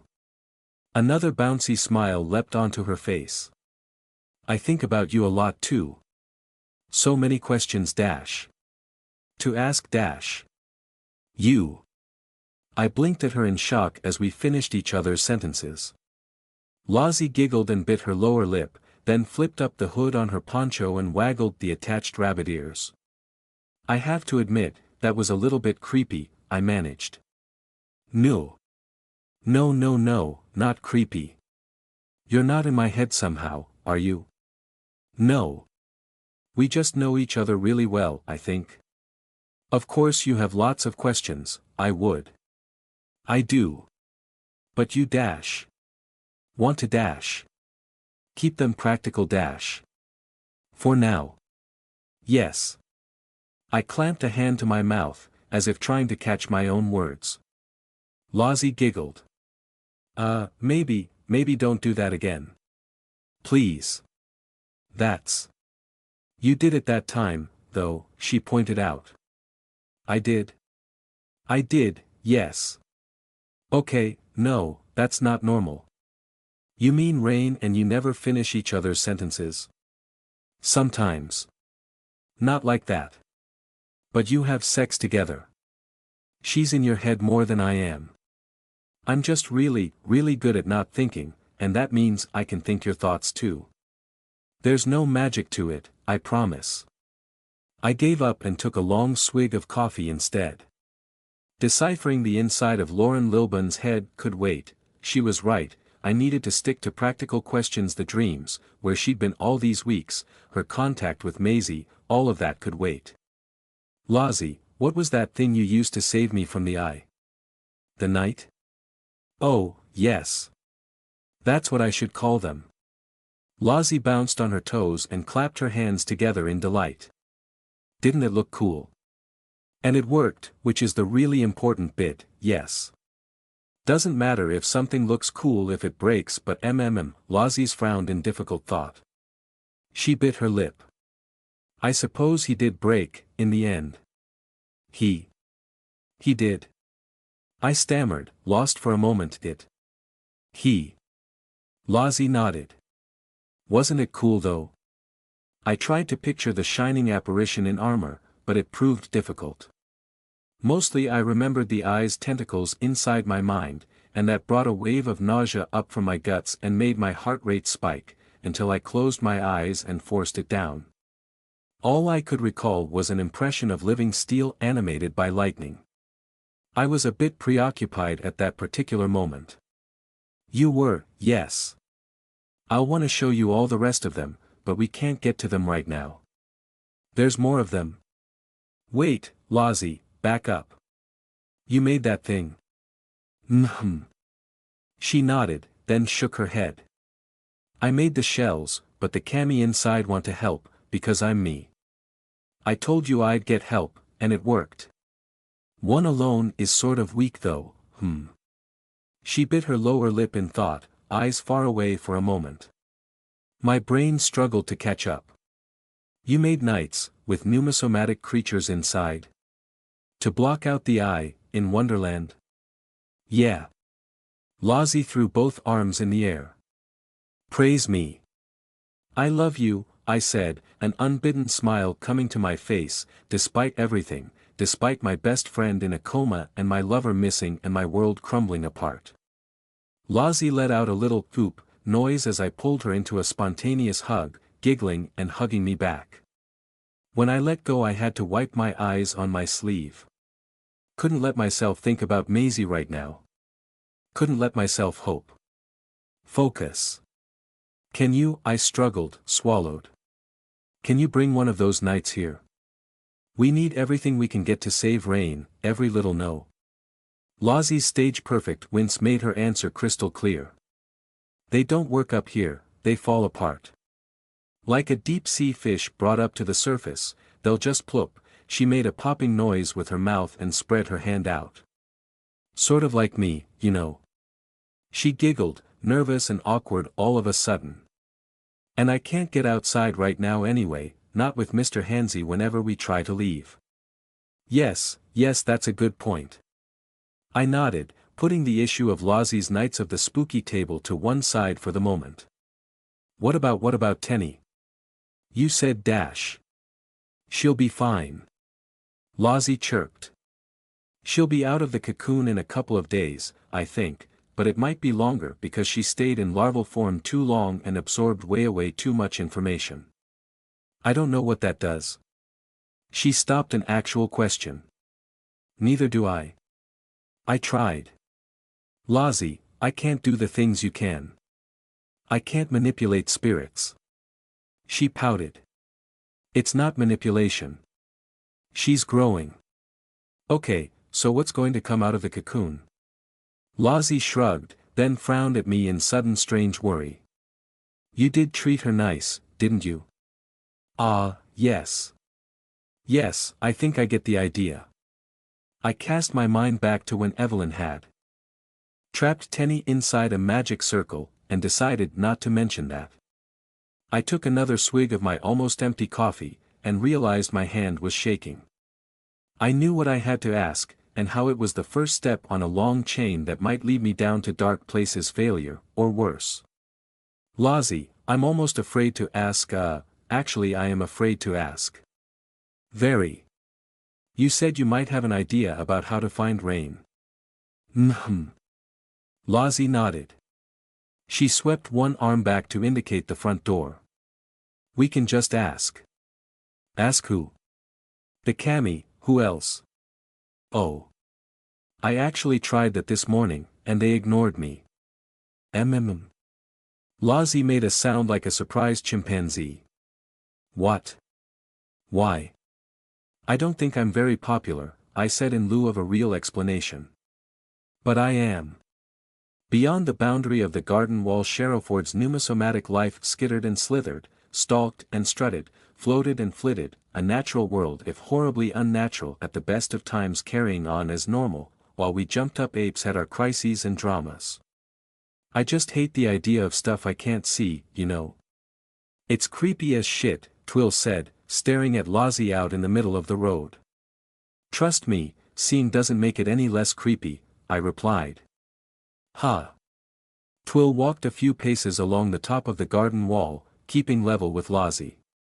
We were quite conspicuous, Twill standing on the waist-high wall, on lookout like a gargoyle with her hands in her pockets, me fretting and shivering on the pavement, wrapped in coat and scarf in a bid to keep warm, and Lozzie standing in the middle of the street, speaking and gesticulating to unseen entities, unseen to everyone except me. But Barnslow Drive was dead quiet, only stagnant puddles and mouldering leaves to witness three strange girls going about some very strange business. I looked and felt like hell, but if the need arose I could pass myself off as a university student with a terrible hangover. "How much longer she gonna be?" Twill asked. "I don't know. I've never done this before." "Wanna get back inside already?" Twill all but growled through her teeth. "Don't like Evie being alone." "Zhang's inside." "Yeah." Kimberly was in the house too, but I dropped the subject. We'd looked in on her before we'd stepped outdoors, hidden away in Evelyn's magical workshop, down on her hands and knees drawing a magic circle on the floor around Preem's wooden bones. She'd looked dead-eyed and drained, scrubbing away incorrect portions of the circle and muttering to herself as she worked. "What's it look like?" Twill interrupted my chain of thought. "Weird." Over the last few minutes, Lozzie had called together a growing gaggle of spirit creatures, mostly via waving her arms and whistling, pointing at one or two warped monsters like they were cheeky puppies trying to hide from a vet's visit, touching scales and brittle fur and stroking things that made my skin crawl. They mobbed her ankles, sat to attention, listened attentively to her whispered greetings and requests. As we watched, two spirits, a blobby humanoid with skin like dead slugs and a bird-like monster with three spindly legs, peeled off from the group and vanished into the depths of the city. "I think it's working," I muttered, trying not to hope. "She's making progress, she dash." "Car coming," Twill snapped. I looked up the road, following her nod. "I see it too." "Lozzie? Lozzie?" I raised my voice, but she went on talking to the spirits, waving her arms and pointing, drawing a map in the air with her fingertip. "Lozzie, there's a car coming." "Lozzie." Heather," Twill said, and hopped down off the wall. She jerked a thumb at the approaching car. "I think this is our girl. Old Range Rover, right?" Oh shoot, now." "Lozzie, get out of the road," I called, splitting my attention. "Twill, I can't wade into that. There's too much, and you can't see it. Please." "Right you are," Twill nodded. She stepped out into the road. I averted my eyes from the gruesome spectacle of her passing through pneumosomatic flesh to take Lozzie by the arm. Lozzie giggled and went "Oops," and then they both clattered back onto the pavement beside me. I turned just in time to see the pack of spirits scattering in a dozen different directions. A hound ghoul thing sprinted right past me on all fours, racing down to the far end of Barnslow Drive and the task Lozzie had set. "Oh, that was nice, seeing everyone," Lozzie chirped, a great big smile on her face. I frowned at her, but we didn't have time to discuss the philosophical implications of that. "Think we should get inside?" Twill asked. She stepped in front of Lozzie and I, watching the car as it slowed. Part of me wanted to say yes. "We're fine. We're surrounded by friends," Lozzie said, gesturing at the rooftops and trees. The approaching car was exactly the sort we'd been told to look out for. A battered old Range Rover in dark green, the edges of its bodywork eaten by chains of rust and caked in the sort of dirt patterns that came only from sitting in place for months on end. Once a luxury item but now undoubtedly a nightmare to keep running, despite the healthy purring of the powerful engine as it pulled to a stop a safe distance from us. The side windows were tinted, but the windscreen was not. You think that's her?" Twill asked. I stared too, confused for a moment as the woman in the car examined us. She looked over at the house, then down at her hands or into her lap, seemed to take a steadying breath, and finally killed the engine. "Yes, Twill," I said. "I think it's safe to assume this is her." "I already don't like her," Twill hissed. Twill, I scolded, half aware of Lozzie scurrying behind me and clinging to my shoulders, peering around me. That's a terrible thing to say. No, it's not that shit, Twill grimaced. It's not the way she looks, it's I dunno. The woman in the car reached over into the passenger footwell and lifted a large sports bag over her shoulder. She partially unzipped it and stuck a gloved hand inside, keeping it there as she opened the car door and stepped out onto the pavement. Hello. I tried. Felicity. You are, oh. My voice caught in my throat. I hiccuped. She kept her eyes on us, kept one hand on the half-open door and kept the end of the bag pointed in our general direction. The woman didn't say anything, but she did flinch, quite hard. Her single good eye flicked between us. Felicity Amber Hackett, her full name, as I learned a little later, wore a heavy dark cardigan with obvious repair at the wrists and high neck, a pair of thick comfortable jeans, black leather gloves, and sturdy boots. She also had the most extensive visible scarring I'd ever seen in real life. Even with her pointing a concealed weapon at us, my heart went out to the human being in front of me. One cannot witness such a sight and not feel the echo of old pain on one's own skin. Fully one half of her face was consumed by burned scar. The left half. Old, very old, the skin rough and ridged. The scar stretched from where her hairline should be, down across brow and eye and cheek and jaw and throat, narrowly missing her nose, and vanished down inside the neck of her cardigan. Impossible to hide, and she made no effort to, except the way her reddish-brown hair fell naturally about her face. Beneath her hair, I could tell she had no left ear. Her afflicted eye was a milky white, sight burned away long ago. The mystery of her mumble was solved too. The left corner of her mouth was engulfed in the scarring, a small portion of her lips missing. Perhaps speaking normally was uncomfortable for her. Perhaps it was painful. I felt awful for assuming some dark supernatural cause. Beneath the scarring, Felicity was hardly an intimidating person. Tall, maybe 6 feet, willowy but brittle-looking, as if moving did not come naturally to her. Mid-30s perhaps, or older. The healthy side of her face showed an unguarded skittish softness, better suited to owning a cozy bookstore or a flower shop, not being a mage. Perhaps I was projecting. Hey Dash, Twill barked again. Felicity, yes. I spoke quickly, struggling to disarm this before it got worse. I'm Heather, I'm the one you spoke to on the phone. We're not here to intercept you, we were doing something unrelated. Don't point that at us, whatever it is. Pointing is rude, Lozzie chirped over my shoulder. It won't work anyway, I can pluck bullets out of the air, I forced myself to say, leaving out the fact I'd only done it once. She can. It's true. Lozzie cheered for me. Twill just growled again. Felicity let out a sudden hard breath. She swung the sports bag away, but still kept her right hand inside. I'm sorry, I'm sorry. Precautions. You understand. You must understand. She spoke in that same half-mumble. I was right about her mouth, she spoke mostly out of the right side. I don't know what any of you are, Felicity said, her tone almost apologetic. And yes, I'm Felicity. Heather, yes. Yes, I repeated. I stepped forward and offered her my hand, with Lozzie in tow. Felicity hesitated, then closed the car door with a soft thump, and slowly let go of whatever she was holding inside the bag. She shook my hand.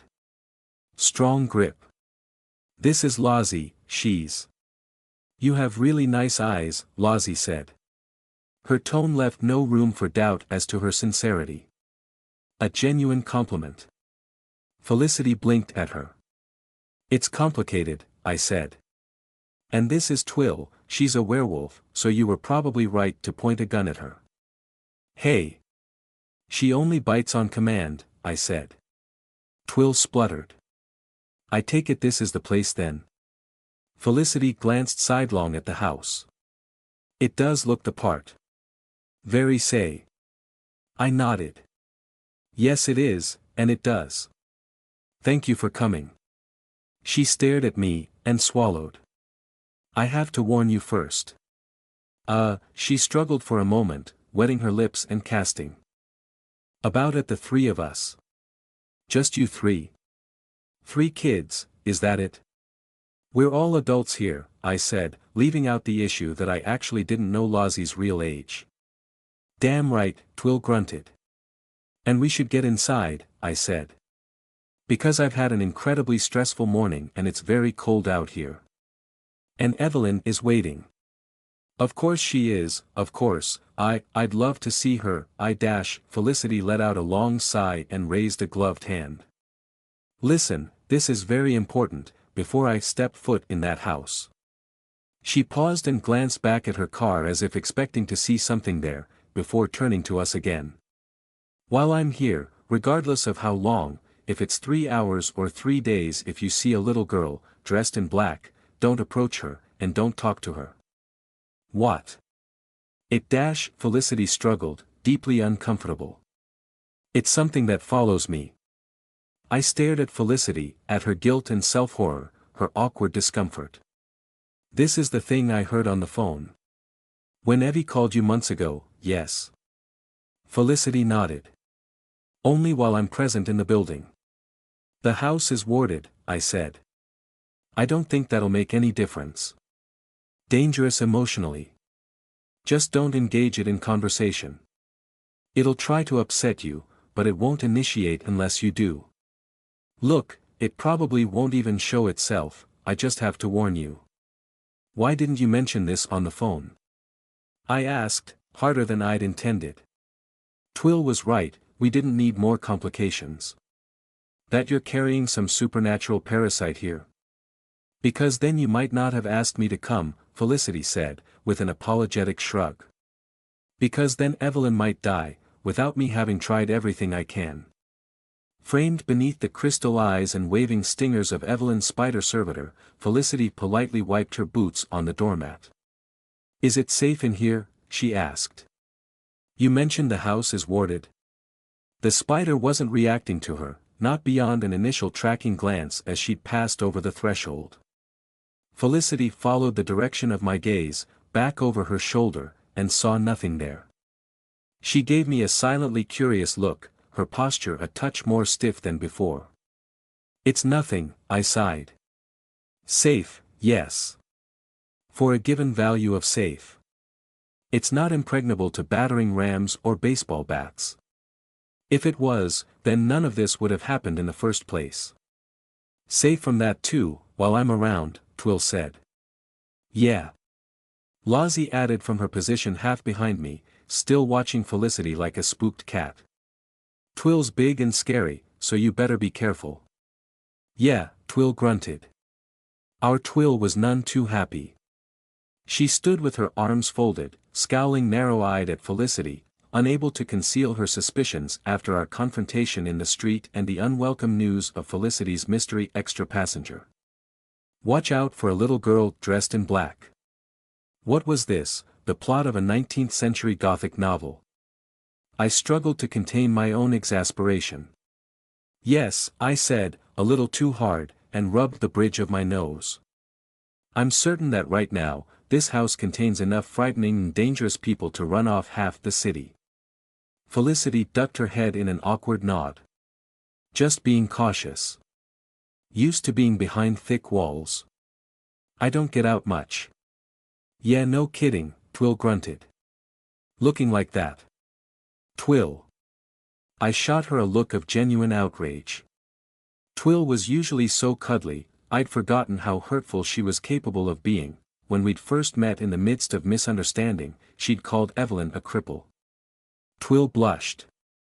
I mean pointing guns at people. In the street. Not arg, she gestured vaguely at her face and pulled a grimace. Perhaps, in future, be a little more careful in selecting your words. Yeah. Yeah, cool, okay, yeah. Twill nodded, hands up, desperate for me to drop the subject. I apologize on Twill's behalf. I turned back to Felicity. She tends to speak before she Felicity. If Felicity was bothered, she gave no sign.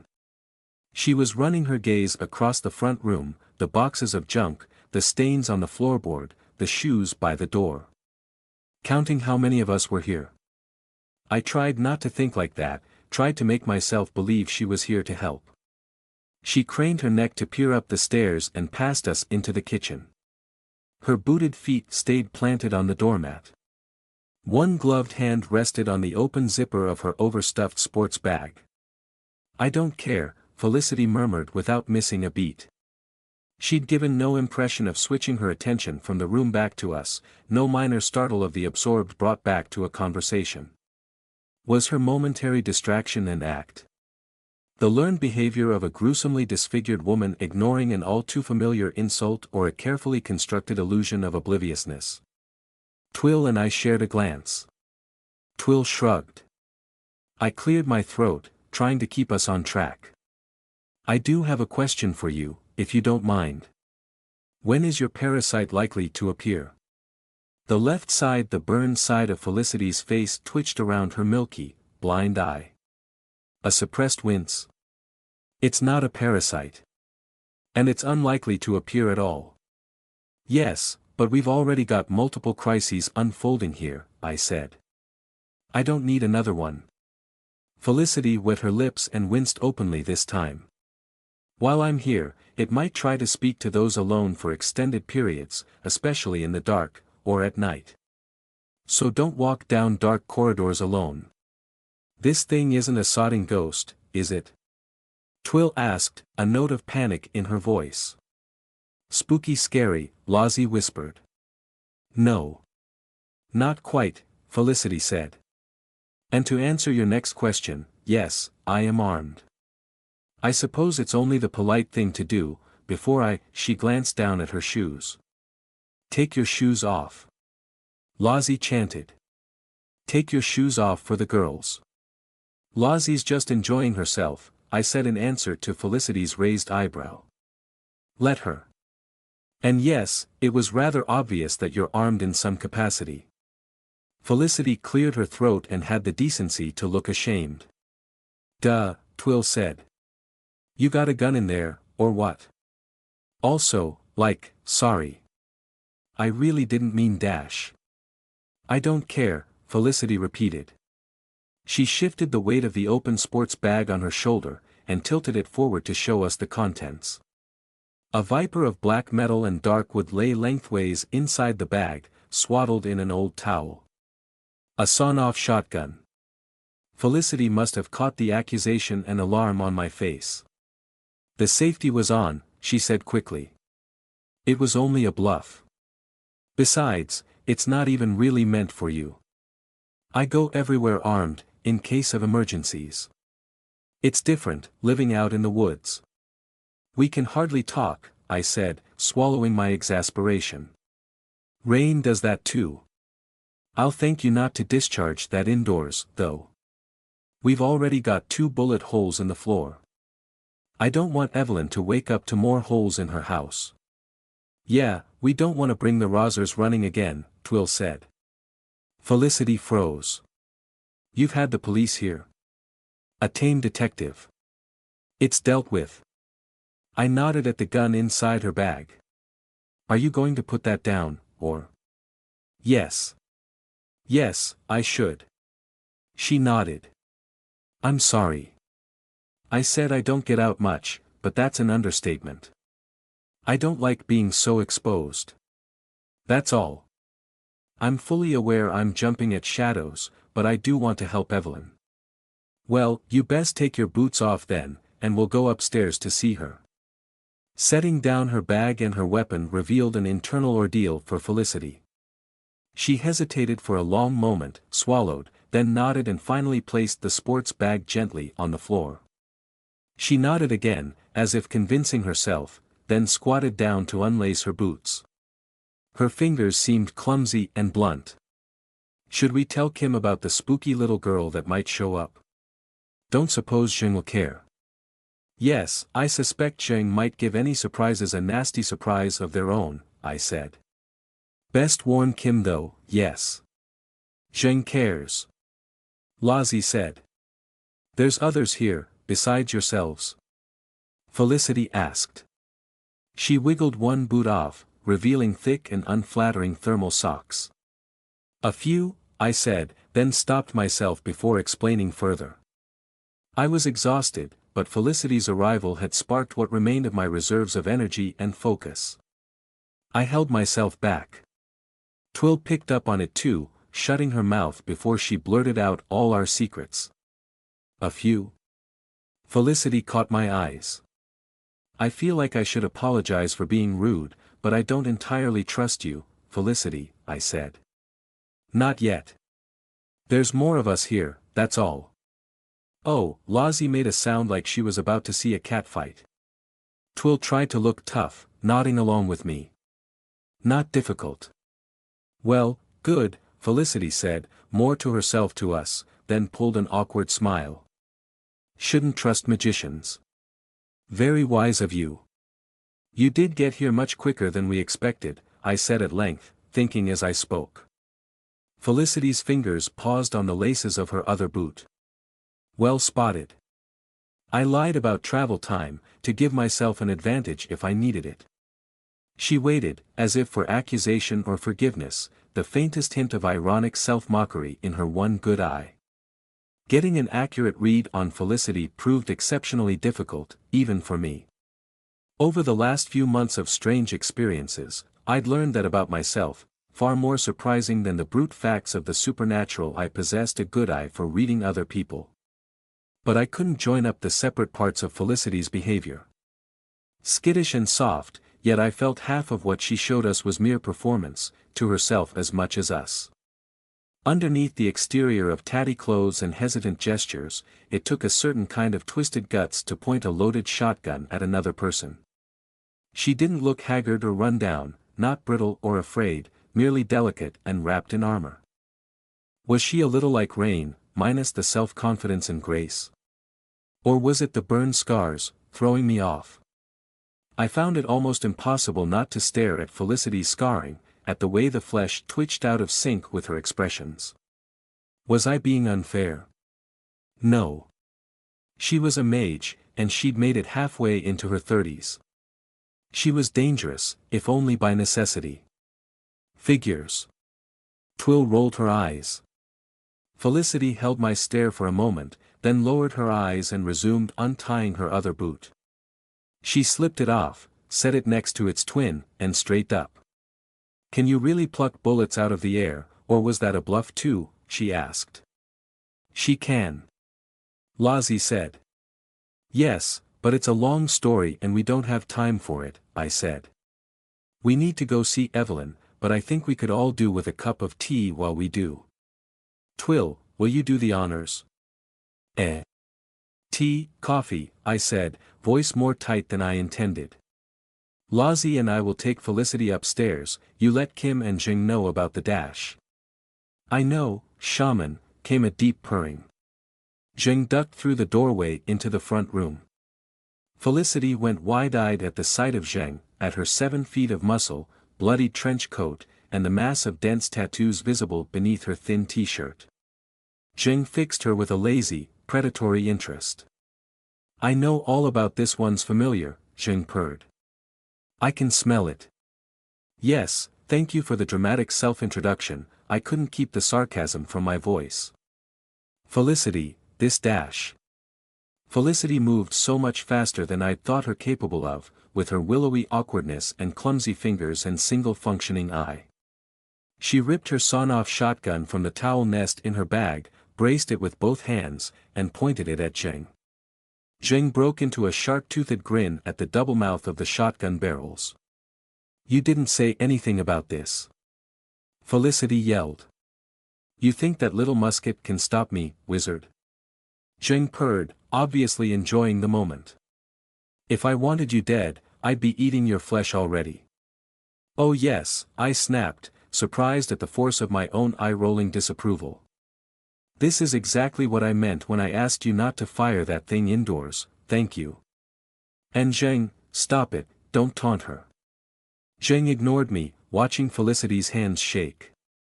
No, no, no, no, Felicity was repeating, shaking her head in desperate denial. Her good eye brimmed with hollow horror, far beyond any rational response to Zheng. No. No what? I asked. Felicity. How could she? She would never, Evelyn wouldn't do this. No. Yes, you're quite correct there, I spoke quickly. Evelyn did not make Zheng. What? Felicity risked a glance at me. A mistake. One flick of her eyes was enough time for Zheng to jerk forward, moving like quicksilver. The playful aborted charge of a big cat, stopping well short. Felicity flinched like she'd touched a live wire, her back slamming into the front door. She pointed the shotgun firmly at Zheng's head once more. I half expected the spider servitor to react, but it hung there utterly uninterested. I guess Zheng didn't count as worth protecting. Don't you move. Felicity snapped. Don't you move a muscle. Zheng. I scolded. She's too fun, shaman. See how she jumps. Zheng's extra-long tongue rolled out of her mouth, to taste the air and tease our poor guest. Felicity had none of the confident poise of Rain with a weapon. She visibly shook, despite the firm grip on the shotgun, one hand on the trigger mechanism, the other holding the barrels. She displayed none of what Rain called trigger discipline, her finger already in place inside the trigger guard. Her face had turned waxy with barely controlled fear, but it was controlled. For now. I said, repeating myself, raising my voice. Zheng is not Evelyn's work. Evie didn't make her. I put 2 and 2 together, and took the risk. She's not following in her mother's footsteps. Felicity took a moment to process what I'd said. Okay, she breathed. Okay. That's good. That's really good to hear. Okay. But I'm still looking at a mature demon host. Why? You can put the gun down, I said. Zheng is friendly. Safe. Felicity laughed a single humorless laugh. Are you mad? I've seen these things before. They are never safe. Yes, I know she's intimidating. I freed Zheng this morning, I've known her for literally less than 12 hours, and she's already saved my life. Twice, I think. I'd thank you not to point a gun at her, for a start. Freed? Felicity frowned. Zheng slurped her tongue back into her mouth, and grinned wider than before, showing even more teeth. They seemed to extend forever into the back of her skull. I am my own wizard. Felicity's fear suddenly ebbed away, giving way to naked fascination. Her good eye filled with a kind of hunger, one I'd seen before on a very different face. With a shock of recognition I realized Evelyn had given me the same look whenever she'd talked about the potential of my hyperdimensional mathematics. Felicity's mouth hung open. The shotgun sagged in her grip. You're unbound. Then why are you still here? Zheng shrugged. Enjoying the moment. Oh my God, Felicity whispered. How old are you? Rude. Lozzie hooted. Old enough to know lead shot won't tickle me, Zheng rumbled. Also true, I added quickly. Zheng fell out of a building this morning, and she wasn't much the worse for wear. Shaman, Zheng purred. I did not fall. I jumped. Point being, I very much doubt you can damage her anyway. Please, Felicity, put the gun down. Felicity frowned, considering carefully. Go ahead, wizard, Zheng rumbled. Pull the trigger. Shoot me. Prove it to yourself. This isn't loaded with lead shot, Felicity said very quietly. It's cold iron. Zheng's expression shifted ever so minutely, intrigued and excited. Yes, that's right, Felicity continued in the same soft murmur. I know how your kind usually work. I can't kill you because you're not really alive, but I can cause you a great deal of pain. Zheng tilted her head slowly, listening. You're old, very old, aren't you? Felicity continued. Decades in that body for so much fine control, let alone your modifications. How long has it been since you felt pain like us? Can you pull the trigger faster than I can move, wizard? Zheng purred. No depth perception. Interesting handicap. I can. Would you bet an ear? A hand? Your liver. Zheng slid her tongue out again. I stepped forward, not quite into Felicity's arc of fire. I wasn't feeling suicidal and put every ounce of frustration into my glare, at both of them. How about we just don't? My composure almost buckled instantly, because Lozzie decided to peer over my shoulder and imitate my expression, a little scowling elf to undercut my exasperation. Can we perhaps not have another bloody fight, here, now? We are on a time limit. 2 people's lives are on a time limit. Felicity shook her head. I'm speaking to an unbound demon dash. I let my eyes flash at her. I don't care. I don't care what she is. What is it with you mages and being spooked by these zombies? She saved my life twice this morning. I watched her eat a person, but I don't care right now. If she wanted you dead, you would be.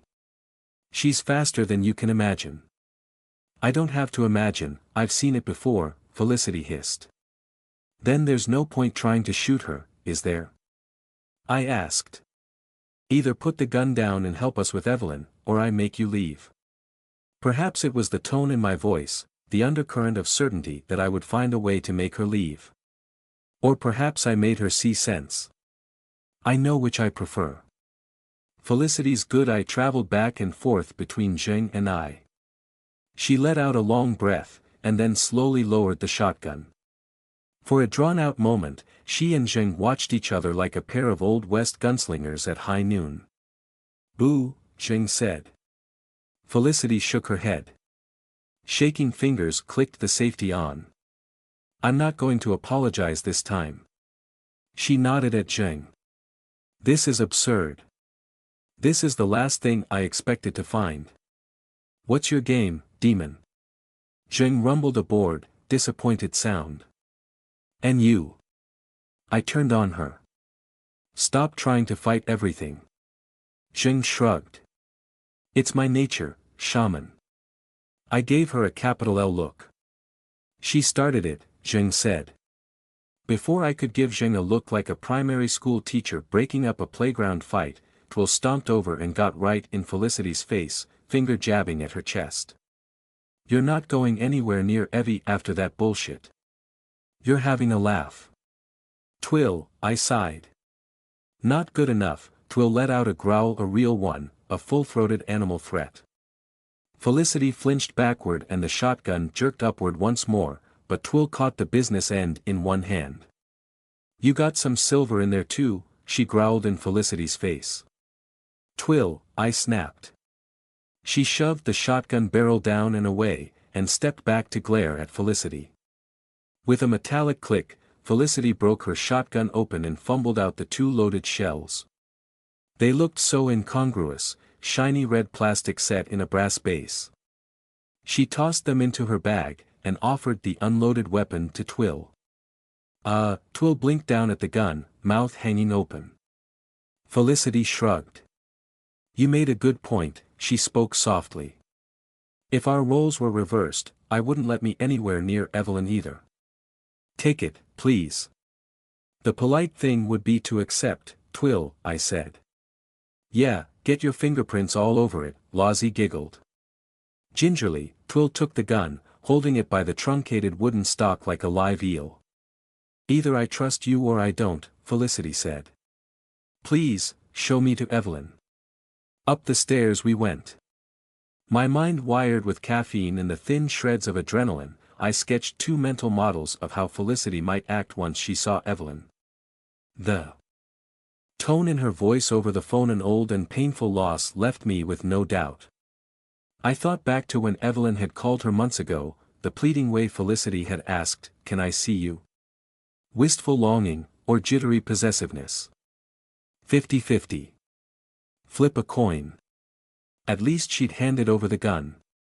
The former I told myself I would tolerate. We would all put up with that for the sake of waking Evelyn from her coma. But the latter? In my darkest imagination I saw Felicity trying to stroke Evelyn's unconscious face, or worse, and knew Twill for one would react with justified violence. Twill and I had worked out a signal, just a wink, nothing special to use in case we thought Felicity was throwing up red flags. Both models were wrong. Felicity treated the threshold to Evelyn's bedroom like a portal to her own private hell, and the sight of Evelyn's face like a god condemning her to the pit. She hid it well, but I was all too familiar with the signs of self-loathing and self-torture, from my own face in the mirror over a decade of personal horror. I read it in the way she crossed her arms tight and protective over her chest, as if trying to hold herself together. I saw it in the way she shook ever so slightly, a tremor deep inside her body. The hollow guilt in her face made it plain. For a moment I thought she might start crying. I looked away, an intruder on some inexplicable, alien emotion. Even Lozzie pretended not to notice, and Twill looked distinctly uncomfortable. Evelyn, wrapped up under her plush bed covers, behind a bulwark of pillows and cushions, couldn't have cared less. Her eyes twitched beneath closed lids.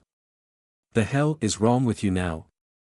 Twill grunted, and crossed over to the bed to check Evelyn's temperature, hand to her unconscious forehead. Felicity screwed her eyes shut. She murmured to herself, for her ears alone. "Pull yourself together."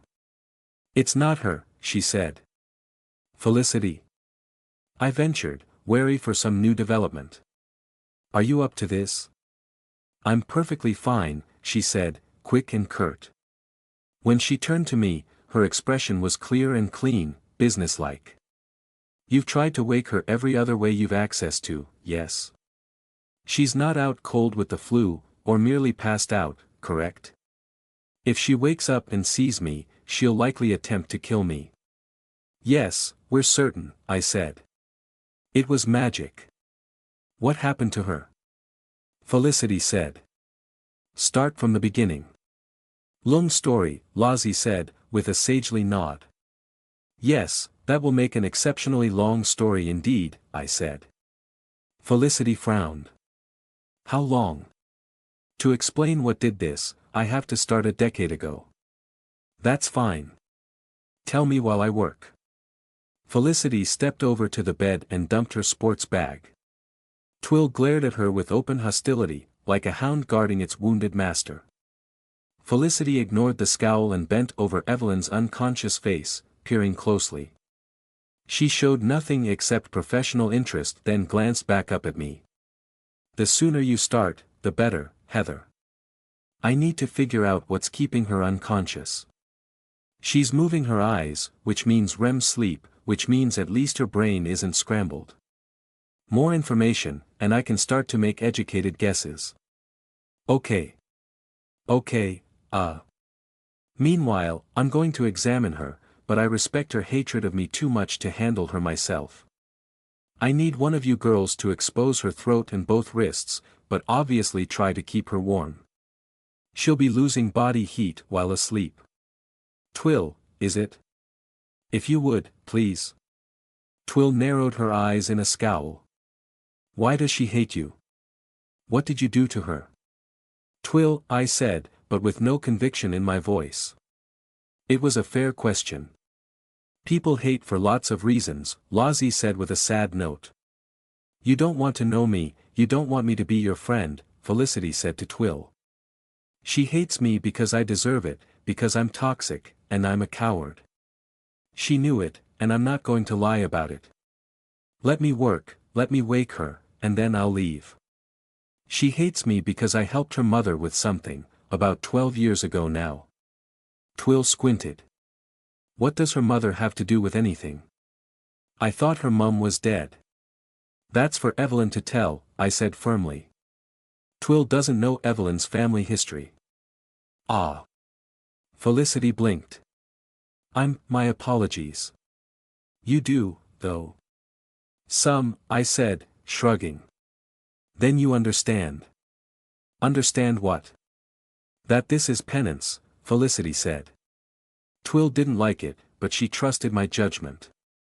She busied herself pulling the covers back from Evelyn's sleeping form, hiking up her sleeves to expose her wrists. They made a strange team, as Felicity slipped into a bedside manner almost like a real doctor. She rummaged in her sports bag and produced various tools: a miniature hand torch, an overstuffed leather-bound notebook, 2 plastic food containers full of tiny bottles of powder and liquid, a piece of thick canvas rolled into a tube, several lengths of brass rod, a box of plasters, and a dozen other seemingly unrelated knickknacks. She used the torch to check Evelyn's pupils, had Twill daub tiny amounts of an odd amber liquid on Evelyn's wrists and throat, touched the top of her head with brass. None of it made any sense. Like watching a witch doctor at work. I sat in Evelyn's desk chair, and explained for the second time this morning, dragging myself through the words as if through mud. The eye, Alexander Lilburn, Glasswick Tower. I left out personal details, kept quiet on brain math, Lozzie, and Maisie. I'd grown to expect bewilderment, but Felicity listened and asked intelligent questions. She had me repeat what I'd seen during that flash of horror before Evelyn and I had both passed out, asked me why I'd woken up but Evie hadn't. She asked probing questions about the eye, about the limits of its power, questions I had no answers for. She asked about Evelyn's health, about her diet, about her sex life. None, Twill growled. She asked about the inside of Glasswick Tower, about the Lozzie thing that had been following me, about the aims of the cult. She asked about Preem, and the shadow behind her face showed exactly what she thought. Preem is fine, I said, feeling a surge of protective fondness. I gathered from your reaction to Zheng that you don't like these outsiders being here, and in Zheng's case I get that. But Preem is a sweetheart. She's done nothing but good for us. Don't you dare. Felicity cleared her throat gently. I've had bad experiences. She's had bad experiences too. She glanced down at Evelyn. I thought she knew better, that's all. More tests, scraps of Latin read aloud from Felicity's notebook to no effect, and Twill was asked to poke and prod and listen to her chest. Eventually Felicity stepped back, failing to conceal the defeated look on her face. Nothing's working, is it? Twill asked, a tremor in her voice. Felicity shook her head. I think she's possessed. You what? Twill blinked at her. Possessed? I asked. By an outsider? The thing that touched your mind's this eye, as you called it, or one of its agents. I think it tried to leave something behind.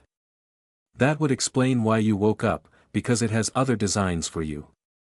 Perhaps your mystery Lozzie thing was made the same way, rapid modification of an original human host. Felicity mused, more to herself than us, then her voice snapped back into focus again. Point is, this isn't hypnotic suggestion or instruction. Evelyn is far too. She cleared her throat. The Evelyn I knew, even as a child, was too strong-willed to succumb to that. I agree, I said. Putting it lightly. Yeah. Yeah, right, Twill said. So it's not that. I don't get this. It's not hypnotic suggestion, or neural damage. Forceful possession, from beyond, by force, should be impossible, Felicity explained patiently. But the fact she won't wake up well. Felicity glanced at me, seeing if I was following. Well, what? Twill asked. I think I understand, I said, nodding.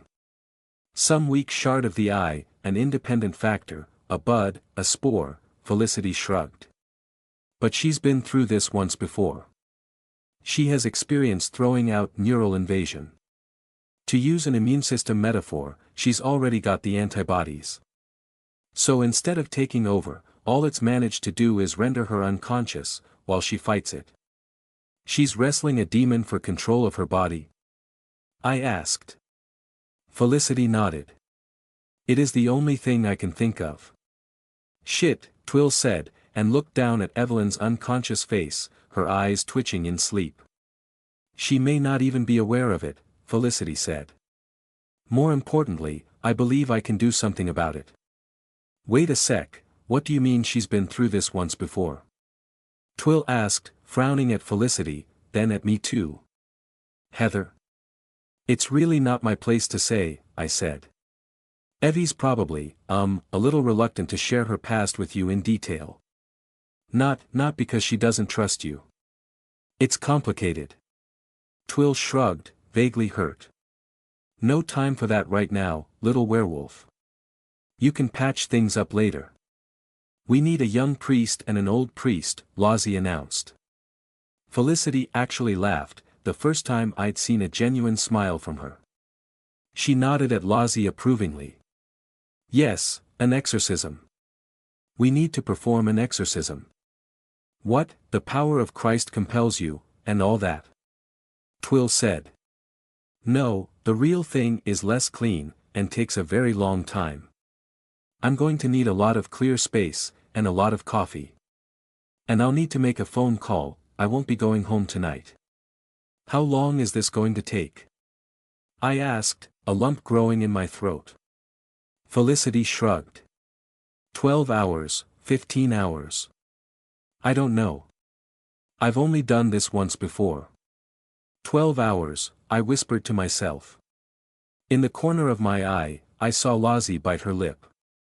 She knew what I was thinking. There's no other way. Is there? Heather, I can totally stay here for 12 hours, Twill said, nodding. I'll do it. There is something I could do, Felicity said, frowning tight, her reluctance plain. Only because it's her. None of you three are mages, correct? That wasn't a lie, or anything else, was it? I don't care if it was, but I'll ask you to leave the room now, before I try this. None of us, I said. Kimberly is, but she's downstairs. Felicity considered for a moment, then sighed and got down awkwardly on her knees next to Evelyn. She rolled back her right sleeve, and revealed a sheath of tattoos crawling up her forearm. Nothing like either the fractal on my arm or the intricate binding which covered Zheng's flesh. Felicity's tattoo was a gossamer tracery of straight lines in dark purples and pinks, blues and greens, intersecting in right angles and meeting at rounded junctions. Precise, ordered, mathematical, the design terminated midway up her bicep. The lines caught the light and stung my eyes, as if the act of seeing was to run one's brain along the edge of a razor. When she removed her right glove as well, the unity of the design came into focus. The lines joined and thickened along her palm and the back of her hand, formed a solid mass of color on her fingers. A crossbreed of opera glove and circuit board, in ink and magic. What is it with magic and tattoos? I muttered. Hey, I've got some too, Twill said. Yes, I know, Twill. Felicity flexed her fingers, examining the design as if for blemishes, then hesitated. I am going to have to wrap my hand around Evelyn's throat. What? Think of this like a surgical robot, Felicity said. It's not going to hurt her. Oh yeah, Twill grunted. Like that helps. She put an arm over Evelyn to ward Felicity away. Not the most reassuring metaphor you could have selected, I said. Felicity sighed and wet her lips. The scarred flesh twitched around her unseeing left eye. I mean, in this particular use, think of it as a surgical robot. What is it, really? What does that even do? I prompted. What are you going to do to her? None of you are mages, none of you would understand. I will, Lozzie said. I might, I said. Yeah, try us, said Twill. Felicity hesitated. There is a natural inclination not to share one's secrets. I can't simply tell you. Sure you can, Twill grunted. Felicity let out a heavy sigh and closed her eyes for a second. It's a sixth sense, built from parts of my own sense of touch and a borrowed non-biological nervous system. But that's like calling a car a metal horse. That is not what this is, and I cannot put it into words for you. If I'm right, I may be able to make some kind of rudimentary contact with whatever this outsider of yours left behind in Evelyn. If it understands human thought. Maybe. And then what? I asked. Felicity shrugged. I make it leave. I stared at her for a long moment, and one kind of guilt overcame another. You're serious, aren't you? I told you what the Lozzie thing was like, and you want to convince a similar outsider to leave, just like that? This is staggeringly dangerous. No, I think we can do the 12-hour plan instead. Dangerous for her, Twill, I nodded at Felicity. Not Evie. Oh. I'm willing to try, Felicity said softly. And then this thing fries your brain, I said. And we're back to square one, with yet another body on our hands. Another body? Felicity murmured, but she didn't push the question. 12 hours, I repeated to myself. All right, I can deal with this. Twill, you stay up here then, I'm going to make coffee and get anything else we need. Lozzie, are you Dash? Lozzie was staring into space, glassy-eyed. Lozzie? Lozzie? Lozzie blinked and snapped to. I had the uncomfortable impression of a puppet pulling its own strings tight. She stared at me for a moment with a smile on her face. Lozzie, are you all right? I'm sleepy. We're all sleepy, aren't we? She asked nobody in particular, eyes wandering across the wall. Yes. We are. I frowned at her.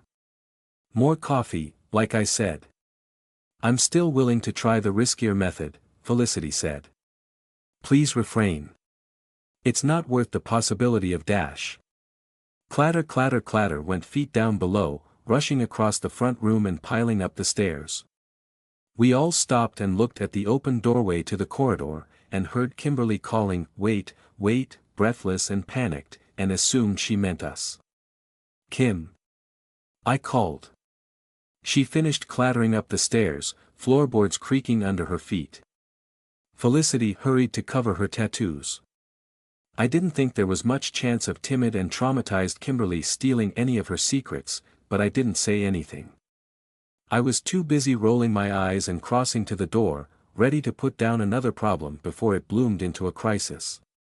Kimberly, what's wrong now? I trailed off as I stuck my head around the door. My eyes went wide.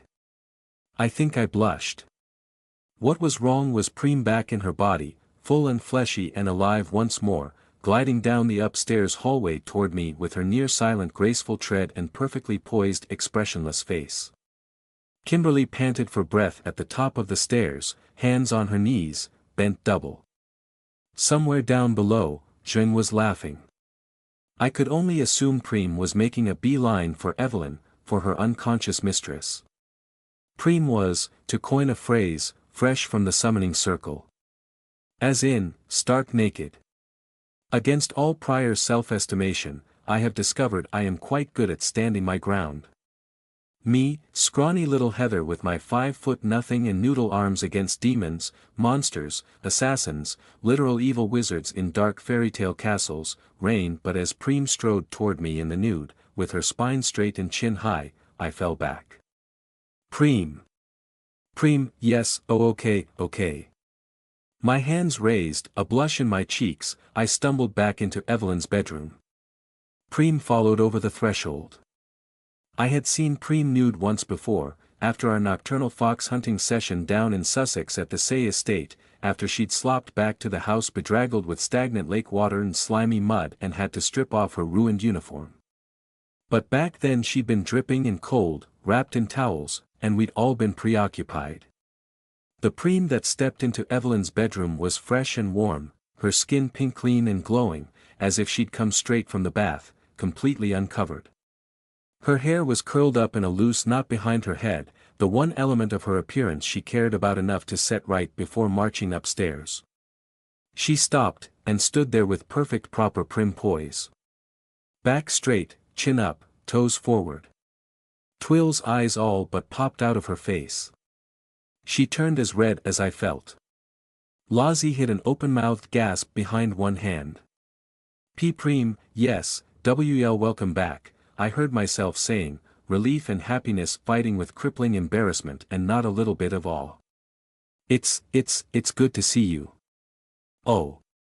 Oh, I didn't mean oh God, Okay, maybe put some clothes on. Yes, definitely with the clothes. Please. Preem stared at me for a heartbeat. Blank white eyes gave nothing away. Then her head swiveled to Evelyn, unconscious on the bed. This is the other demon host. I heard Felicity say. Yes, I managed. This is Preem. Twill attempted to answer as well, but out came a splutter. Lozzie muttered under her breath, an appreciative and awestruck wow. Wow was right. Preem wasn't really my type, I'd decided or deduced that long ago. She was also an alien outsider in a body of hardened pneumosomatic flesh wrapped around a life-sized wooden mannequin. She was also my friend, I think, and oh so sweet beneath her expressionless exterior, and did not deserve to be ogled by several teenage girls and one questionable older lady. She was also very plush, and very cuddly. I didn't know where to direct my eyes, caught between guilt, instinctive pleasure, natural curiosity, and sheer bloody-minded relief that she was back on her feet. Kimberly finally caught up, almost slamming into Preem's back. Ah! She caught herself on the door frame, still panting. I tried to stop her. If only to get her dressed. She just took off pant. Slow down, I willed her.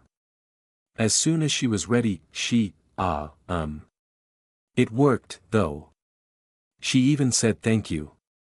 Preem, please, clothes. I repeated, trying not to stare at her boobs. I cast about for something of Evelyn's for her to wear, and caught the look on Felicity's face. Like a bucket of cold water over my head. With mild surprise and a curious frown, but certainly no blush, Felicity was looking Preem up and down. Not in the manner of a confident lek appreciating a nice surprise, but with the cold appraisal of an anatomist or horse breeder or a buyer at a slave market. In the back of my mind, I'd formed an educated guess at what Felicity probably was, at where she fit into the puzzle of Evelyn's past. She'd given us enough clues, I could fill in the rest. Saving Evelyn was penance for her, or redemption, but I didn't care, as long as she did it. But that look on her face, I would not stand for that. Felicity, I snapped her name, my blushing embarrassment draining away. Yes, what? She glanced at me, then nodded at Preem. This is the one Evelyn made? It's certainly different, I can tell from here. Felicity, Preem echoed, intoning the mage's name in her clear, bell-like voice. It's still learning, too. How young is it? She has a name, I said. And she is a she, if you please, not an it. Yes, of course, Felicity muttered. Her eyes were glued to Preem but not the places I'd be staring. Wood base, you said? Remarkably lifelike, in that case. And it doesn't understand the implications of being naked? Rudimentary, yes. Felicity sighed. As if in relief. Rudimentary. Preem glided toward the bed on precise, measured footsteps. Felicity tried to rise to her feet, assuming she was about to get a better look at this promising specimen, but Preem invaded her personal space. Hey dash. Felicity stepped back, stumbling as Preem kept pace, thrown off by the natural attempt to not touch a naked person suddenly in one's face. What's it doing? Felicity spluttered. Tellin' you off, that's what, Twill said with a smirk. Don't you be dissin' our girl. No, Twill, I think that's only half right, I said. Preem forced Felicity back another step, then another, inches away but never making contact, until our clever doll demon was able to step sideways to interpose herself between Felicity and the bed, between Felicity and Evelyn. The mage's back hit the wall. Preem stopped an inch or two from her, statue still, staring. I meant no insult. Felicity tried, her one good eye darting at me. Can you call it off, perhaps? Oh. Twill figured it out before Felicity did. You're messing with her maker. She doesn't think you're cool. Good instincts, Preem, yeah. I sighed. Not if you keep calling her it. And why aren't you scared of her? You were terrified of Zheng. Felicity began to edge along the wall, as if trapped by a large and inquisitive dog. What? And no, this is different. Zheng is mature. This one is only a few months old, and it's not even real flesh. She's under a binding from Evie, isn't she? And rudimentary, too. I swear I saw, in the corner of my eye, a hardening of Preem's empty expression. Felicity flinched, hard. I don't think she liked that, I said. Preem, all right, Felicity said, her hands up. Preem is not rudimentary. Fine. I apologize. Preem, it's okay, Felicity's going to help us cure Evelyn. She's safe, for now. If rude. Preem relented and stepped back. Somehow, even with no true expression on her face, she gave the impression of dismissing Felicity as unimportant. She turned to Evelyn and stared down at her unconscious face. We all took a moment to get our breath back, for various different reasons, and I realized Preem wasn't exactly the same as she'd been before. She'd reverted somewhat. Her hair had regained more than a touch of its original glacial ice blue, shimmering beneath the blonde when the light caught it at the right angle. Doll-like ball and socket joints were visible on her wrists and ankles and around the base of her skull, faint afterimages of the wooden bones beneath her summoned flesh. And I believe she does understand, I said. I'm sorry. Felicity asked. Preem does understand the implications of being nude. Evelyn, Preem intoned. Not a call to the unconscious girl on the bed. Agreement. Yes. She just doesn't care right now, I said. How would you feel if you'd lain helpless and immobilized, while your mother was maybe dying? Mother? Felicity's face twisted with disgust, the expression strangely warped by her burn scars. Mother? Twill echoed too, looking at both Preem and Evelyn. Oh, right. Ah, went Lozzie. That is a little bit weird, isn't it? Kimberly said, still hovering in the doorway. Felicity caught my frown and controlled her face, drawing herself up and swallowing carefully. Halfway to a confused apology, she trailed off without having said a word, eyes glued to Preem once more. Not rudimentary then, no. Her brows knitted in thought. Not rudimentary at all. Felicity. She glanced around and settled on Kimberly, who suppressed a flinch at the cold calculation filling Felicity's single shining eye. You're the other mage, yes. Kim. You put this demon Preem, sorry back in her vessel, correct? You remade her. Yes. Kimberly looked at me for help, and I nodded for her to continue. She was safe here, even if she didn't feel it. Yes, she repeated, still short of breath despite the passing minutes. It took me most of the morning, but there she is. I did it. It wasn't easy. I'm sort of worn out, mostly. But you did do it, Felicity hissed, her good eye in a tight squint. You have experience with creating hosts. You understand the principles. Not just corpses, but inanimate vessels too. Some of it. A hollow look entered Kimberly's eyes. Only what I've been taught. Kim doesn't like to think about magic too much, I said. Where is this going? She's given me an idea. I have? Kimberly asked. This doesn't have to take 12 or 15 hours. Felicity's good eye darted back and forth as it alighted on the fast-moving contents of her own mind. 3 or 4 hours at most to draw the circle and assemble appropriate apparatus. She pointed a gloved finger at Kimberly. Kim. You're going to help me. I am. I know precious little about summoning, so we must pool our resources. Kimberly, wide-eyed and swept away, glanced to me for help again. It's okay, Kim. You can do this, I said. Felicity, what are you planning? What's the idea? We don't have to perform an exorcism at all.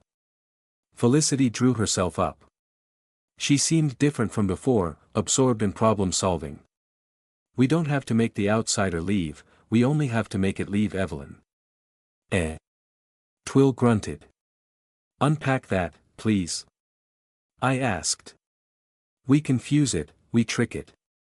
It hasn't been here long, hasn't had time to adapt to human biology, and Evie, bless her, she's probably got it more confused still.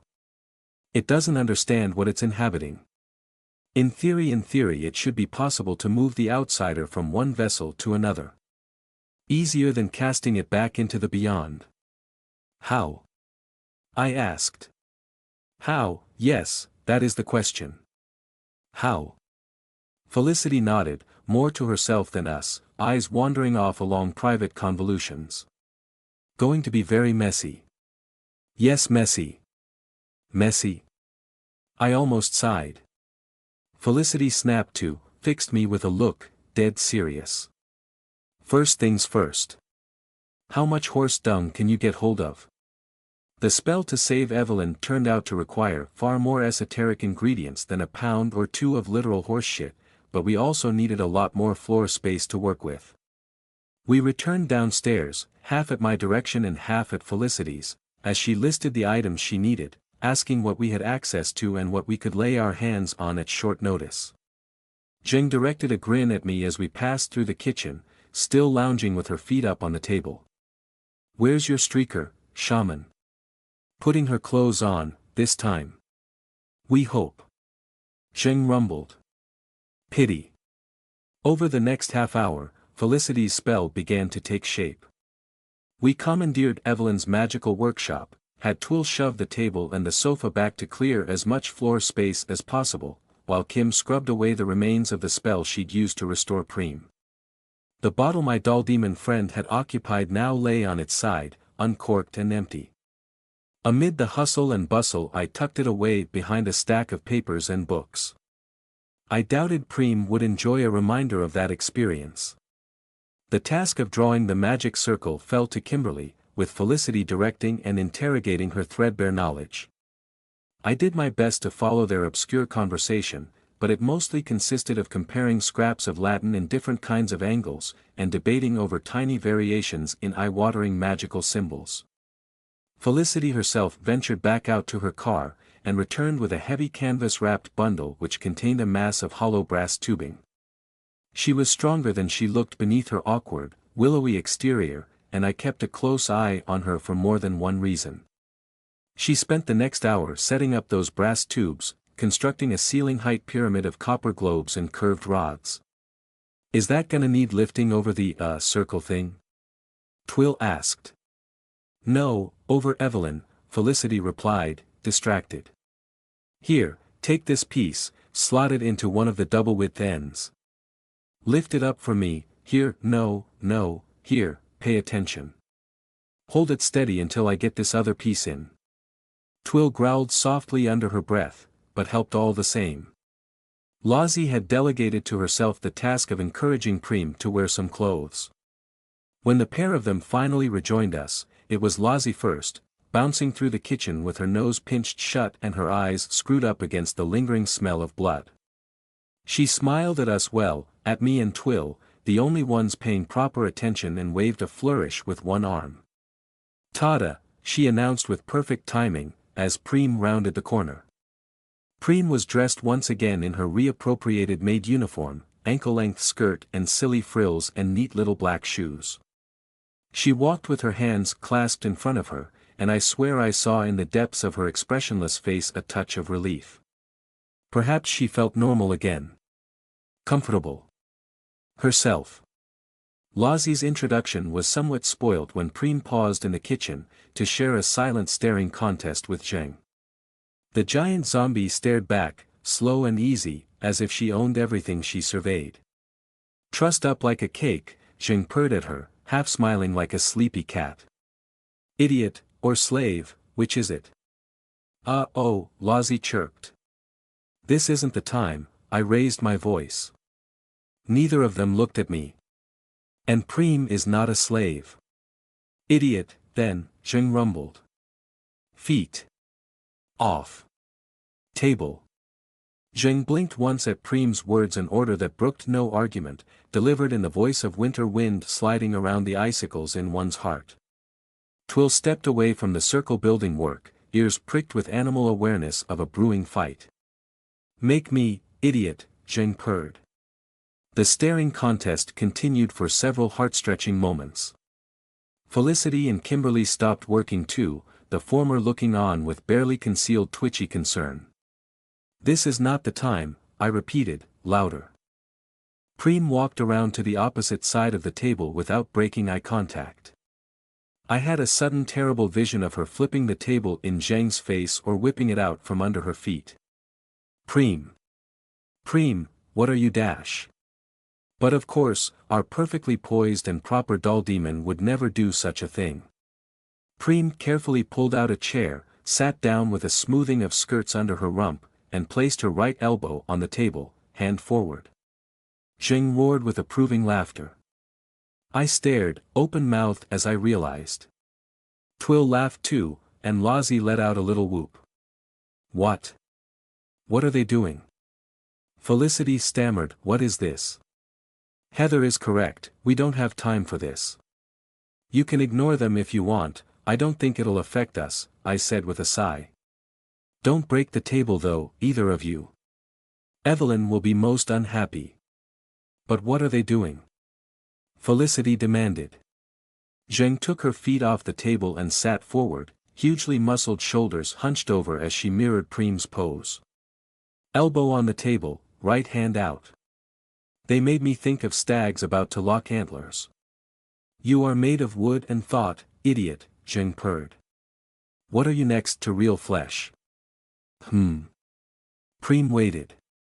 Said nothing. Zheng rumbled low in her throat.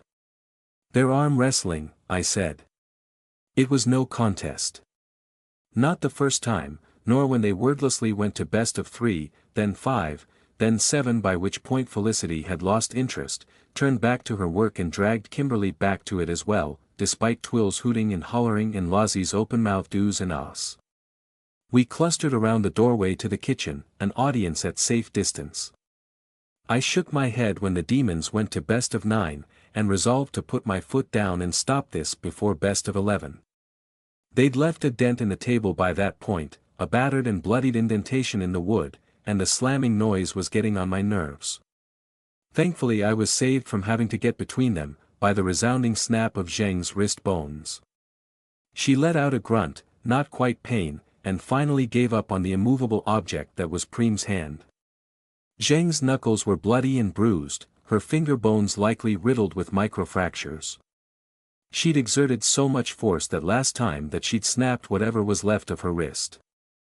Sweating, heaving for breath, hunkered down, but she grinned all the same. Not a single one of Preem's hairs was out of place. She'd not moved an inch except to slam Zheng's hand to the table 9 times in a row. Ding ding ding, Lozzie announced. You been bested, you great big lug, Twill called out, grinning like a loon. Zheng reached over with her other hand and wrenched her own bones back into place, rotating her bruised wrist, bones grinding. She clicked her tongue. Meat. Yes, I hope that issue is settled now, I said. Is this some kind of demonic pecking order ritual? Do you always have to challenge each other when you meet, or are you just both being insufferable? Prim and proper, Preem stood up, brushed her skirt smooth with a single motion of both hands, and tucked her chair in. Feet off table. Zheng grinned even wider, chuckling under her breath. Her shoulders rolled, a note of wild joy in her eyes. For a heart-stopping moment I thought she was about to launch herself at Preem, my whole body twitched not away, but toward, to get between them. I caught myself halfway there, heart racing, as Zheng relaxed back in her chair. Very well, she purred. Demon. Preem turned and glided toward us. We all cleared out of her way and let her into the magical workshop. Lozzie reached up and patted her on the head as she passed. She took up position next to the door, settled her hands in front of her, and stared straight ahead. You next, Langren. Zheng purred from the kitchen. Twill cleared her throat and grimaced. Preem. I spoke softly, and felt a strange catch in my throat. Preem turned her head to regard me, and I surprised everyone including myself, by giving the doll demon a hug. A proper hug, a good squeeze. There was a lot to hug, but she didn't return the gesture. I wonder if she knew how, or if I'd finally managed to embarrass her. I'm so glad you're alive, I said. Alive, Preem echoed. I let go and stepped back, and had to wipe my eyes a little. Well, alive. You know what I mean. Heather, Preem intoned, bell-like and clear, then returned to her ramrod-straight position, eyes forward to watch Felicity work. On one hand, none of us trusted Felicity. I believed I understood her motivations, but what I knew of Evelyn's childhood still invoked a latent horror at the mage's presence in our home. The only thing I knew for sure is that when Evelyn woke, Felicity was absolutely not to be the first thing she saw. And Evelyn would wake up. Of course she would. I had to keep repeating that to myself. On the other hand, I finally had another capable adult in charge of at least one crisis. The relief was an almost physical thing, a lightness in my head and gut. But it didn't last long. I had other tasks waiting. If we can't get the dung, we'll have to do it the other way. Blood. Felicity dusted her hands off and then stepped back to look at her contraption. I've got clean needles in my bag, shouldn't have to draw much, but dash. From Evie? I asked. Yes, who else? Felicity waved vaguely. But dash. You're gonna take blood from Evie? Twill frowned like a wary dog. Felicity blinked at her, wrong-footed. Obviously. We are hoodwinking a demon, remember? What's the soil like around here? Twill blinked at her. Soil. I have no idea, what? I shrugged. I'm not a Sherrowford native, sorry, I don't know either. We all glanced at Kimberly, down on the floor on her knees, hands shaking over occult symbols as she focused on painting them directly onto the floorboards. You need clay, don't you? Yes, Felicity said. And lots of it, enough for a life-sized human figure. If the soil around here is clay-heavy, we could use it straight from your back garden. Save us time. My friend, I suppose, Kimberly said, carefully tucking a loose strand of auburn hair behind one ear. Ginny, she runs an arts and crafts supply store. You met her, Heather, at the Coven. I could call her, ask how much she has right now. Modeling clay, I mean. Felicity clicked her fingers. That'll do. That'll do. Can any of you drive? I can't leave this alone while we finish it, she gestured at the magic circle. Somebody needs to go haul clay. Twill, I think that's on you, I said. Twill squinted. What are you on about? I can't drive. You can run fast and carry heavy loads. She can. Felicity asked. Perfect. Twill huffed and rolled her eyes. I'm sorry, I said. I'm tired and flippant and terrified for rain. The quicker we can do this, the better. Please, Twill. Twill glanced sidelong at Felicity, who already considered the problem solved. She was stooping down to supervise Kimberly's work. Heather, Twill hissed between her teeth. I can't leave Evie here. What about you know?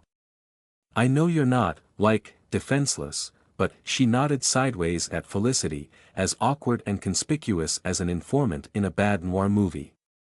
Present, Preem intoned from where she stood by the door. Twill jumped, startled, as if she'd forgotten Preem was there. I think Evie has a capable enough bodyguard for now, I murmured. 45 minutes later, Twill returned huffing and puffing. Hauling 3 massive sacks of modeling clay halfway across Sherrowford on her shoulders had sapped even her strength. She'd nabbed a huge bucket in which to mix the stuff too. With time barely to catch her breath, Felicity set her to work kneading the clay with a pair of rubber gloves on both hands, a garden trowel, and elbow grease. Double toil and trouble, I whispered to myself, leaning against the wall and watching as the other ingredients went into the bucket. Fire burn and cauldron bubble. Lemon juice, iron filings, several strands of Evelyn's hair, a quarter pint of motor oil and an eighth pint of full-fat milk. And from Felicity's bag, if she was to be believed, a dash of salt water taken from the Dead Sea, and ash from an Old Testament Bible consumed by fire. Last but not least, a single syringe worth of Evelyn's blood. Felicity wanted to extract that herself. Twill stood in the way, barring the door. "I'm the only one here with any medical experience," Felicity said, her blind eye twitching. "You risk snapping the needle off in her arm if you pull it out wrong." "Still don't like it," Twill growled. "It's a clean needle. It's never been used." Felicity swallowed, struggled to get the words out. "Never try to hurt her, even unintentionally." "You don't have to like it," I said, the confrontation not helping my nerves. "Twill, let her work. We need to get this done." "Yeah, but dash. And face it, either of us probably will snap the needle off. You're jittery and worried, and I'm exhausted." Felicity moved to push past. A growl started in Twill's throat.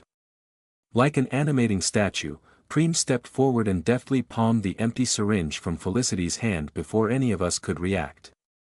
She marched out of the drawing room and up the stairs, leaving the rest of us exchanging surprised glances. Twill leapt after her. They returned less than a minute later, holding up a plastic tube filled with thick crimson blood, Preem announced. Felicity thanked her with an awkward nod. In went Evie's blood. The clay took on a red sheen. 2 hours had turned into 3, and the circle Felicity was building began to hurt my eyes and make me feel sick. The stench of clay and blood and citrus didn't help either. Or at least, that's what I told myself, leaning against the wall and downing more coffee. That's how I distracted myself from what I had to do, kept it bottled up until the right moment. Eventually, I asked the question. "Is this going to take much longer?" Felicity didn't bother to look up. "Another hour, perhaps. I'm working as fast as I can." "Yes, an hour. Depends how fast you can slap together a basic human figure with all that clay. Time to get to it, I think." I levered myself away from the wall and turned to Preem, on guard at the kitchen doorway. "Can you?" I started softly, not wanting to disturb the mages at work, but unsure what exactly I was asking, or why. Preem had proved herself capable already, she knew Felicity had to be watched. I needed permission. Guilt clutched at my throat. Evelyn was still in a coma. Could I leave my best friend in other people's hands? A lump formed in my throat, thick and almost painful. Preem met my eyes. A white emptiness stared back at me. "Yes," Preem intoned, clear and loud. The others glanced up, and I flustered at the attention. "It's nothing," I lied. "I'm just going to check on Lozzie. I may be some time." "Right, well, yes," Felicity said, already turning away. Preem was still looking at me. "Thank you," I whispered, and slipped past her. I found Lozzie upstairs, curled up on the foot of my bed, dozing like a cat. She'd excused herself from the magical workshop over an hour ago, with a whispered, intensely personal reason. She didn't like to see that kind of magic. Reminded her of bad things, bad times, and bad people. I'd trusted her not to vanish outside, if that was even possible right now, and she'd proved my trust well-founded. "Lozzie." I murmured her name as I sat down on the bed, the floorboards creaking. "Lozzie." She made a sleepy sound, but her eyes stayed closed. I almost laughed, hysteria threatening to break through my wire-tight nerves. "How can you sleep at a time like this?" Nap time, she murmured. Can't help, so nap time. Lousy. I swallowed, throat dry, almost unable to ask. Do you know if your spirits have found anything yet? Anything about rain? I'd know, she mumbled. Soon. They'll be in the garden, maybe, in a bit. So, no then. Okay. I closed my eyes and blew out a slow, shaky breath. I'd fetched the little plastic waste bin we kept in the bathroom, and when I placed it on the floor my hand started to shake. Just the caffeine. I tugged a corner of blanket over Lozzie's shoulder, and pulled my legs up underneath me to keep my feet warm.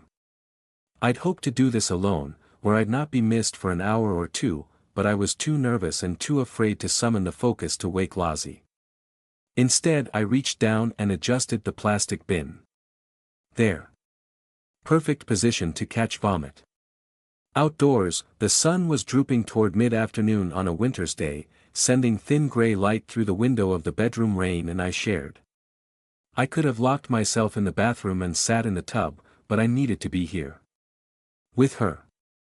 The evidence of Rain's life was all around her: discarded clothes on the floor, crumpled jeans over the back of a chair, a very plain bra dropped carelessly next to the bed. Her books were stacked in a trio of loose piles, some fallen like discarded masonry from a crumbling tower, invaded and occupied by several of my favorites. Her posters adorned the walls, some old and dog-eared, from that faraway childhood home I'd probably never visit. A PlayStation controller sat in front of the television, undoubtedly and invisibly stained with the oils from her hands. Her scent was worked into the bedsheets, the smell of her hair on the pillows. I knew all her textures here. The way she pulled a t-shirt over her head.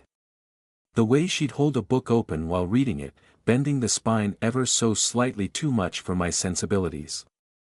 The way she sat when concentrating, cross-legged and serious, or when teasing me, leaning back on her arms. I saw her beaming confident smile in every blink of my mind's eye. If I was to define Rain with hyperdimensional mathematics, this was the place to do it. I closed my eyes, and began. In retrospect, I made an incredibly stupid decision. I was exhausted, running on fumes and coffee in sheer stubborn determination, and I like to think love, which is often the stupidest thing of all. Another 2 or 3 hours and perhaps Evelyn would be awake, perhaps there would be another way to find Rain, a way that did not involve crushing my consciousness in a vice of fire and acid. I knew I was fragile, on the edge of a collapse, the last of my energy used up to dispose of the bodies that morning. If the fractal hadn't been on my arm, I'd have sworn I was close to a slip. I felt halfway out of reality already, shaky and disconnected. Just the coffee, I told myself. Every minute without action was torture. I'd done my best to contain myself, dealing with crisis after crisis, but now other people had taken over and I couldn't wait any longer. Neither could Rain. My heart quivered, because I was about to discover if I was strong enough to find her. And if she was alive. I'd thrown this brain math together before, of course, when I'd searched for the not Lozzie that had visited Kimberly's flat. The relevant equations still lurked in the depths of my unconscious mind. How to define time, space, position, how to use Evelyn's map of reality, how to weld it all together into a tool for my purposes. But I was missing one element, and that I would have to build from scratch. I plunged my arms into the mud in the sump of my soul. At least this time I didn't need to hide the pain. I cried out, gritting my teeth and whining at the white-hot daggers inside my skull as I pulled together the hyperdimensional mathematics I would require. Curling up, I tensed every muscle in my body to hold on to the contents of my stomach. Time, space, they were simple, came to me with the ease of sticking a knife into my guts. Quickly now, I told myself, before it overwhelms me. Rain's scent in the air and her face in my memory and every facet of her life at my fingertips. Reduced, redefined, laid out in hellmaths from beyond reality. Over a threshold of pain I hadn't known existed, quivering and choking on the air itself, my eyeballs on fire, I defined a human soul in hyperdimensional mathematics. Rain. A frozen explosion in my head, pain poised on the edge of an abyss, ready to drop me into darkness and oblivion, and it all happened then, all at once, a nanosecond of consciousness expanded to infinite awareness. Sherrowford itself laid out in alien terms. 1,000 possible places, 1,000,000, 1,000,000,000, more than I could account for with my mind screaming and quivering like flayed meat. Not a process, because time meant nothing in that state. An instant of knowledge of every possible place Rain had been or would ever be. There. Maths, describing a monkey. Every detail of meat and breath and chemistry and thought, but nothing of Rain, not in the way that I knew her. Not in the human way. A construct of energy and matter and time. That's all she was in the end. All any of us are. Alive. Should have felt relief, couldn't feel anything. Time meant nothing, so what of human emotion? I had a location. Nothing so irrelevant as an address, the knowledge was far more pure than that. Paused in that moment of frozen time, dimly aware of the pain and the crash waiting for me, I tried to push further. Scraps of brain math suggested themselves, rising from oily depths, half-forgotten pieces of the eyes lessons connecting up as I stared at this construct that was Rain, and realized I could bring her back. I could select her, define her, and make her be here. We didn't have to rescue her at all, I could simply fix reality. All I had to do was try harder, plunge myself into the abyss, drink the eyes lessons in full and accept what I was changing into. Why not? What did I have to lose? I pushed that little bit further, and for a blink of time, I forgot what it was like to be a person. I saw a monkey on a bed, a weird scrawny little thing full of chemicals and proteins, expiring in 80 years or less, her eyes screwed up, doubled over in pain and about to fly apart. Oh, that's me, I thought. And thinking made it so. Gasping, shaking, my heart pounding hard enough to burst, breath heaving in and out on the verge of hyperventilation, every inch of my skin drenched in cold sweat, I was back. For the first time in my life, pain had never felt so sweet. I managed to hit the target, vomited into the bin I'd placed earlier. Heather 1, brain math nil. Then I whined like a stuck pig. My head throbbed, my vision turning black at the edges. I curled into a ball and began to sob, overwhelmed, hiccuping and laughing and hugging myself. The pain was incredible, but so was the relief that Rain was alive and that I was still here. I could save Rain right now. The price was not death, the price was to leave behind being a person. Being flesh. Being me. For a long time I laid on the bed, panting for breath, waiting for the pain to subside, staring at Lozzie's peaceful face. How had she slept through all my pitiful noises? Her eyes twitched under their lids, and she made a sleepy noise in her throat. Good Lozzie. If you're safe, this is all easier. I'd wake her in a minute and tell her where Rain was, how to find her, in case I passed out when I tried to stand up. You have to become a monster if you want to save her.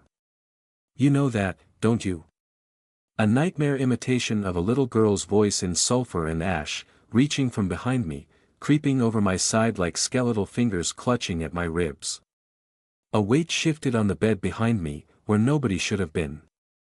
Don't you want to save your girlfriend? The voice continued, mocking and hissing. It's not so bad, being like me. Give it a try. The voice laughed, a horrible wet, bubbly sound, a child's laugh as imagined by a serial killer. Felicity's parasite. I managed to croak, too drained to even turn my head to look. Instinct told me I was lucky to be so exhausted. TSSSS, ugly word, the voice hissed, then purred as if through a mouthful of drool.